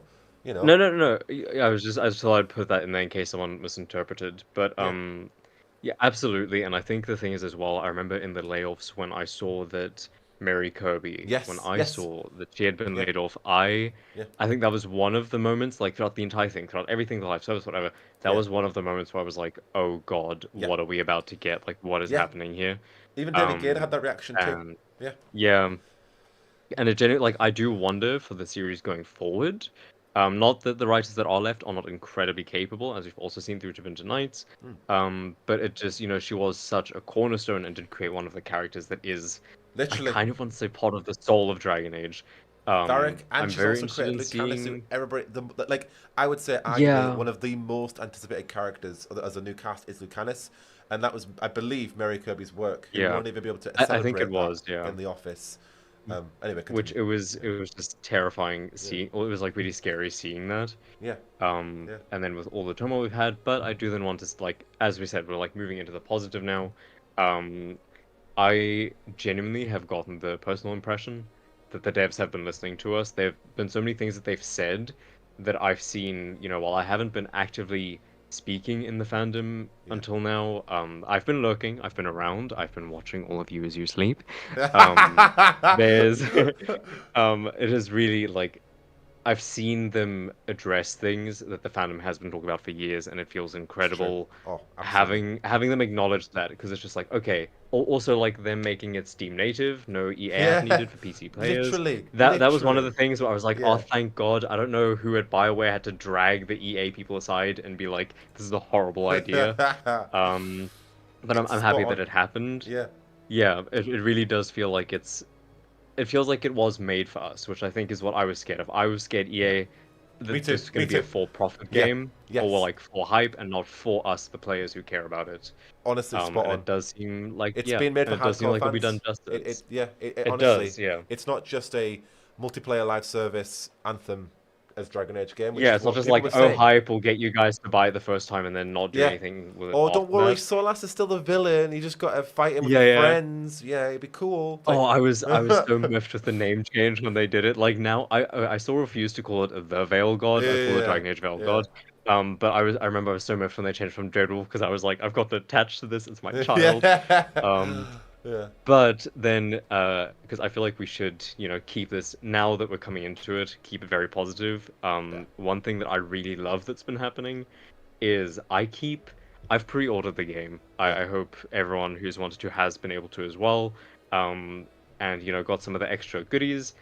And every now and then, despite having pre-ordered it, they have my money, the game is coming out. We have a release date, everyone, for Dragon Age. Well, finally, I still will like randomly find myself remembering that it's coming out Yeah. because I feel like it's been so long of Yeah. it not happening, or feeling like it's so far in the future that it's very easy for my brain to kind of just sweep it under the Exactly. rug again. It's true. Yeah, because Yeah. definitely for a part of it, I just hibernated and I just pretended it wasn't happening so I could just be surprised when it came out.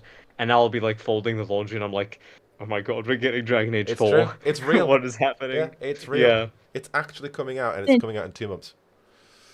do you have, I mean, well, this might be a really strange question, but in terms of the game itself, does anyone have any anxiety? Like they're excited for it, but they're also dreading it? Because Yeah. Oh yeah. Yeah. I'm Yeah. Yeah. excited Yeah. It's a weird and feeling. I'm dreading it because it's the culmination and it's the end of everything I've been waiting for. So Yes. there's nothing more. I'm worried there's Literally. nothing more to wait for afterwards. It's Yeah. the end. It's true. I have It's to, true. I'm I have to Yeah. finally as the like this is the end. There's nothing more to wait for. You have to put literally. it away now. That's Move on. exactly what These I've two been or like. 3 months. Yeah. Yeah.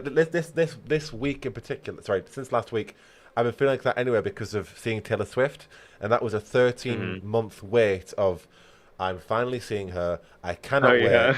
And then the next day, Try a decade. what do I do with my life? What do I do? Mm. Like I'm like shit. I've been preparing for this for so long. I've got the tickets. I've been preparing the hotel. I've been preparing what to do in London. I've prepared my outfit, and now, like, as huge as Taylor Swift is in my life, Dragon Age, the 4 that I've been talking about on this channel for 8 years and waiting for since 10 years, is coming out. And it's going to be so amazing and fantastic, and we're going to play it. And the thing is, I don't want to rush it in a week. When we waited so long for this Yeah. game, I don't want to just blast out in a week. But I think as a content creator, my biggest fear is somebody going in my comment section and going, by the way, the Dreadwolf dies, and Gillinan likes to spikes you, and she then like gets a blighted wolf. Yeah. And like, I don't want somebody spoiling the game for me. The maker is Sandal, and he condemns you. And by the way, like that'd be the worst thing of me being in this wait for so long, and then somebody being like, oh yeah, by the way, Solus dies, and Rook Yeah. is the I- evil old god after all.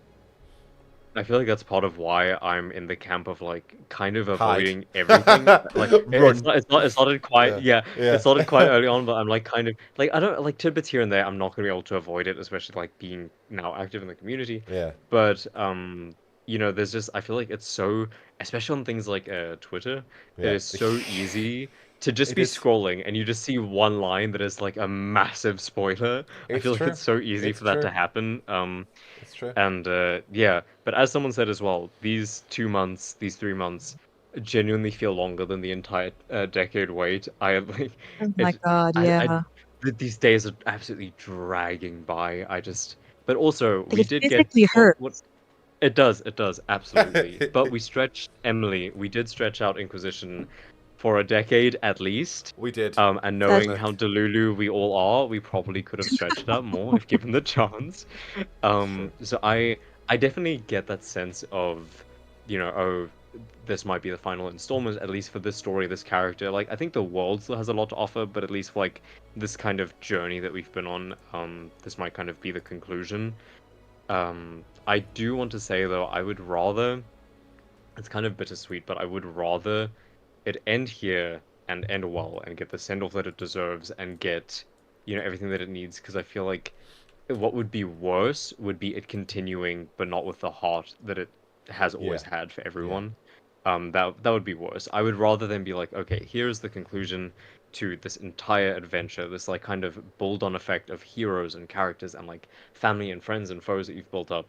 Here's this conclusion. Here is everything that they were ever meant to be, kind of, as nicely wrapped up as BioWare can manage. Yeah. And Even then in after DLCs, saying like, but there's even still a if it whole was world. DLC, that's the thing. Yeah. I don't want to think about another 10-year wait. And if you think about it, just from No. I doubt it. I highly doubt it. but think I about feel like it I from feel a like this game production had point so of view. many. Like Mass Effect 4, 5 is next. That's going to take 5 years, and then it's an next Dragon Age game. That's going to take 4 But or I 5 feel like years. Dragon Age got taken. Like I feel like Dragon Age was such a specific mix of circumstances. At least I feel like because it was right. Because obviously EA was involved with Dragon Age 2, but I feel like Dragon Age Inquisition was where they kind of really became heavy-handed with their involvement. Yeah.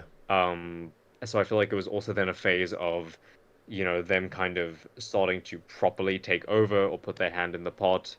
And I would like to think that roundabout now they've realized it's better if you just leave the developers to do their bloody jobs. Yeah, yeah. Emily, sorry, you were saying something. I think I interrupted you there. Oh, no, I was just saying I can't do a 10-year wait again. I cannot Oh be yeah, no. 40 and in this game. I can't. Yeah. No. What okay, out of curiosity, I've loved asking people this question. Between the first time you played Inquisition and now, are there any like big change? Like I'll start just to give an example, but like when I first played Inquisition, I was in the early years of high school. I was still living in my home country. I was like, I had so many plans and things, and now I'm on the other side of the planet. I'm an adult. I have a full-time job. Like it is genuinely, it's kind of insane the amount that has changed while still having this be a constant It's love true. for all of Yeah, us. yeah, yeah. I think my channel just attributes to that testament of how much I've changed. If you watched a video from me 8 years ago, being a 17-year-old talking on a Kindle in my parents' house while waiting for like E3 2017 to see if we're going to get anything on Dragon Age 4. Oh, poor baby had no idea what was coming. Thought the game was at least going to come out in 2019, right? Yeah, that's why I bought the computer. Yeah, oh yeah. By the way, I'm so happy with the specs. Because I honestly I could not comfortably afford to do a whole new rig for like really high-end specs roundabout now. But I was just so happy seeing what they did for that. But at the same time, I love looking at like baby me when I found out that they were making Dreadwolf, and in my head I was like, oh cool, the game's been out for a while, it should come out like in the next year or two. And then it's just me now looking back like, oh honey, oh baby, oh sweet child, you have no idea. It's true. But look at us now. Look at us now. Oh, NLRI said they named one of their kids Kieran. Oh. I don't Good think name. that's the thing. It is a very good name. I shouldn't be allowed to have children because they would probably get a Dragon Age name somewhere, and it would not be one of the ones you could pass off very easily. Because I feel, like Alistair, Morrigan, you can You make can those get away fit with in. that. Yeah, you can But get I away just with be there like, okay, you are Zevran, have fun, go live your life. My names are all moon themed, so there's Hell that. yeah, I mean, yeah. if I had a kid, I would name her Diana after Diana from League of Legends, so that should tell you something. I have no shame. Yeah. Diana's a more I common name though. Yeah, But I am excited though. Can you guys imagine the hopeful resurgence? I think when the game comes out, I feel like it'll still mostly be older fans or more like kind of hardcore fans that have been with it for a while. But I think as it's been out for a while and people start hearing like, oh, it's really good, all the story is really good, whatever. I think we're gonna get a very big influx into the fandom. We obviously have Yeah. already to an Yeah, extent, we will for sure. but I feel like it's gonna be even Oh, larger it will after be. that once the word's gotten out of like, hey, it's actually good, guys, I promise. Yeah. I'm excited for that to actually kind of, because I don't know about everyone else in the chat. I assume because I'm also kind of not just a baby in the fandom, but like I'm a bit on the younger side, and like I wasn't around for any of the. When I say around, I was alive, but I wasn't like aware. I wasn't aware of or taking part in any of the hype when these games released. I wasn't aware of any of them at the time that they released. Yeah. I didn't So need. actually like being in the zone of like, oh my god. All right, Emily, you're also okay. No, okay, I feel less stupid now. Thank you. But just kind of like really being in the zone now of like, this is all of us actually coming together, because I feel like before it felt kind of spread out throughout the internet. yeah, It was like, oh, for you'd sure, find memes for on sure. Tumblr, you'd find like little pockets. Now this is actually all of us coming out, like the darkspawn from the deep road, just being like, we are back, bitches. Like a blight. Very, very fun. Exactly. I mean, I started Inquisition, like I played it seriously on a trip to Italy with my parents. It was during the summer in between quarters. I was in college at the time. And I remember that's when I really fell hard for the game because, being in that environment in Italy, my dad rented a car and we drove from Rome to all over. It was kind of a nightmare because it was a stick shift and we almost died a couple times. Anyway, Oh yeah. yeah, the traffic Italian in Rose, Rome, not you for were the not. faint of heart. No, I thought I was gonna die a couple times. I literally curled up into a ball and said my prayers. But anyway, I had Inquisition in the car with me, and it was Oh on yeah. my old Mhm. 2012 laptop, and so it would die after, about an hour. That's all it Yeah. could take. I could smell the plastic melting, whatever. And And in I 2024, we get switched a that whole two thing. hours. Yeah, we get a whole 2 hours. So it was very immersive. Like I felt like I was in the game itself when I was around all that art, Italian architecture and things. So it really just, we kind of stayed in a castle Oh because yeah. they converted a hotel um, in Pescara. It was a castle, and Oh there was a bunch wow. of castles in Italy. They're just like hopping around on the Yeah, yeah. hills. Like they're just everywhere you look, there's this castle. And so they converted it into a hotel. And so when I was there, the whole time, I just felt like I was in Ferelden. I was in the Ferelden. Yeah. Oh hell yeah. That's what I thought That's felt like. sick. So it was like a visceral experience. Yeah. And then in the 10 years that followed, what did I do? I graduated. I started my own company. I traveled a lot. I have my own house now. A bunch of things happened. Um, Yeah. so it's Yeah. definitely when I think on college Emily and what her mindset was versus now, Yeah. different I people, mean, Yeah. but For that's still love what sure. the same Dragon Age game. is, right?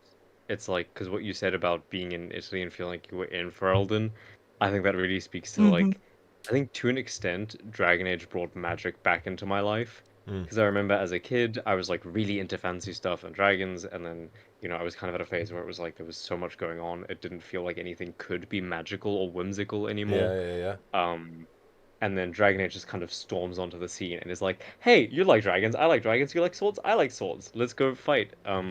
And then having these characters, it really did kind of bring. I feel like it sounds a bit stupid, but it brought whimsy back to the world for me. Of No, like, that's cool. there Yeah. are incredible stories out there, and it also taught me to kind of see the incredible stories that are happening around me and the incredible people that are happening around me as well.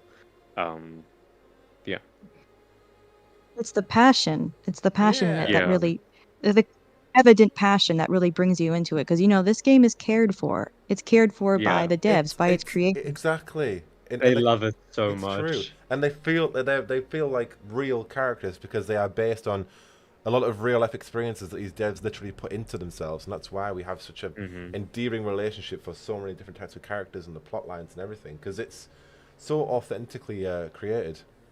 Hence why It we've feels so all deeply been personal. waiting for 10 years because it's like waiting in a cheesy Yeah, way for a good friend to come back.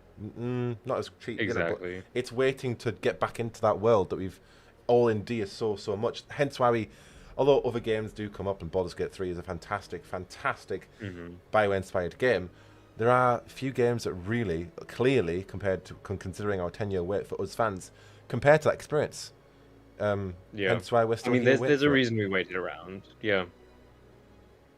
The game earned it, the devs earned it, and all the best to those who left. I'm still very excited to see what those who remain do get up to. Hopefully, they, don't leave the world. I imagine they'll be focusing then on Mass Effect, maybe another property For after. sure. I mean, that's But even for me. I'm I, like, what am I going to yeah. do? I mean, I'm going to follow the DLC. I'm going Yeah. to follow development. Am I going to do YouTube? Am I going to do Mass Effect? Am I going to... I don't know. The thing for me is, Yeah. the question of 10 years ago, sorry, 8 years ago when I started the channel, is I've always, my channel goal is to complete the marketing campaigns and follow the next Dragon Age game's release and cover that game. After that, I don't know what it is. I've You're in talked your about other Twilight games. era. It's true. I don't know what to do. I'm like, I can easily talk about other RPGs, but Well, do I you've want to do got that? 10 years to milk this one at least. You'll be fine. Um, We'll see. We'll see. but It's the next yeah, special but I question. genuinely, it isn't that thing of like, I didn't expect it to be this long, because and it has been, but yeah, it gave you a very good tenure to keep up with the development of this one game. it's true. Um, It's true. but like I've had the same thing of recently there hasn't been a lot of media that's really caught my attention, I want to say. Definitely not in the same way Dragon Age has. For sure. There just hasn't really Same. been much. There's been stuff where I'll be into it for like a week or 2 weeks, and then I'll usually completely forget it ever existed. Yeah. It's been very difficult to find any sort of media that really speaks to me, sticks with me, is something that makes me think, makes me excited to think about, excited to interact with it. And it really is kind of like I've been cycling back to a lot of my old interests then, Dragon Age obviously being one of the main ones. And that is kind of a thing of like when this game is completely done, when all the DLC that they want to make for it is out, Yeah. it is kind of a what now It's situation true. of It's true. obviously we can always go back to it, it will always be Yeah. there, Yeah. but at some point we're gonna have to turn forward into the It's big true. scary future. Yeah, That's a scary thought, and but it's that's why true. it's terrible. Yeah, it's true. It's And that's true. Yeah. what I'm worried about. It's like, well, at the same time, though, I wonder if I'll be relieved because then I won't have to. I mean, I feel compelled to write fan fiction about this. Yeah. Will that Hmm. feeling leave me finally? Will I finally just be free and make other things that I No won't have to be longer glued to my compelled computer to writing shit? write. Yeah. Yeah. It's true. Yes, It's exactly. true. You won't wake up I in the have morning I'm the sweating same though. thinking, I'm okay, compelled to create content. Would I be free of? I'm not compelled to create content. Oh, actually, maybe I don't need to create content anymore. I don't know. It's the same. It's the same for me. Yeah. Right now, I mean, I enjoy it, but I'm compelled to do it. Whereas if the game's Yeah. done and I've done my job, what will I do? Will I just be like Cole Yeah. and just return to the Fade as a spirit? I don't know. We'll find out. I think it's one of those just things return where to we the past. genuinely we won't Yeah. know. We won't know until it happens. Because I'm also in the like, I don't write as much as Emily does. I tend to I think up stories. I just don't actually write them down. But I've a lot like in terms of like fan art. I really enjoy doing that stuff. And I've had the exact same thing of like when this game is over and I've like, I don't want to say gotten tired of it, but like once I've seen everything it has to offer, I'll obviously go back to it as a comfort thing. But then at some point it's going to reach a stage of where to now? Like at some point you've got to be like the thing has finished, the An book is ending. closed. Yeah, and I'm also really interested to see how our relationships changes with it. I think us as a community is still always going to be around, because as much as the franchise may end, the effect it's had on us will never, I don't Absolutely. think. Hence why we're still here. Um, Yeah. yeah, It's true. No, it's true. Will only time will tell what happens in that regard. For now, though, we can be content with the fact that we're actually getting this game and we're going to make so many memories enjoying it together as a community, and also meeting this cast of characters, the plots, the scenarios, the theories. There could even be more tinfoil. There could be a lot more. We don't know right now. mhm. I have I- no idea, really. We don't. It could be just the very start of a very exciting journey. BioWare could be in their prime. BioWare, I hate to say it, BioWare are back. By that I mean BioWare may have a proper win following Andromeda and Anthem, which have been considered to be flops. So BioWare Yeah, are well, already I mean, as here, far as we but know, they do need this. They They need a need win. this to work. They As need a far as win. I've heard, yeah. But we don't know what's going to happen, and we're just we're gonna have to enjoy the moment as it comes, and even enjoy the waiting right now, because there'll be a time where we're not waiting for this game anymore, and we can be like, oh, remember those Yeah. 10 years of waiting? Actually, I can just go play the game. I do think this is a good I mean, place to it's end like, though, because yeah, it is getting you've late been going for a more. while. And Yes. but no, it's I a need to good. see my dog is looking at me with guilty puppy eyes. I need to get to bed. But it's kind of like what Anton said, either we'll succeed and it'll be awesome, or we won't. Whatever, like 10 years is ending, we're gonna get this game. We need to just experience it, have fun with it, and yeah, that's It's it. true, Thank you so much exactly. for having me on. No, thank you so much for being a fantastic Antoine. And thank you, Emily, for being a fantastic Mina and Evka. Massively, massively Yeah, appreciate it. Jack, next time, Thank can you you. give me like a bit more than, I don't know, an hour's warning? So like, because there were quite a few times like I read a line and then right after it was like he said sheepishly, and I was like, oh shit, I read that way too stoically, or like I read that way too confidently.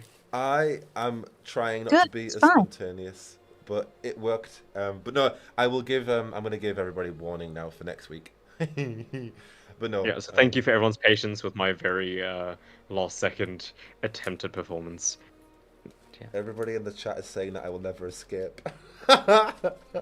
That's true. We know where you live, so in Solus's head, while he is in your head, and you're in his head, and he's in your head, Oh, etc. God. ad nauseum. Anybody who wants to join Rook Club, there is a channel on my Discord server called the Shattered Library. the Shattered Library. Put it in there.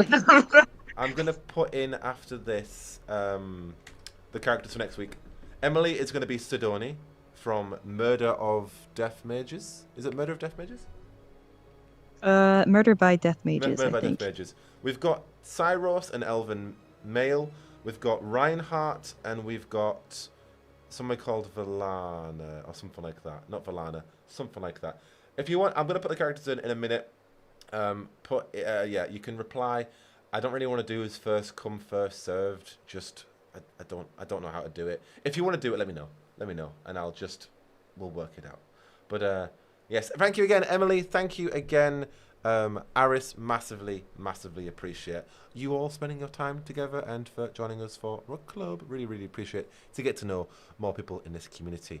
We will see you next week for a trip to Navarra as it sets up Navarra's political intrigue and the Immortal Tassis' role in that. But yeah, we will see you all later on. Thank you all so much, and goodbye. Thank you. Bye.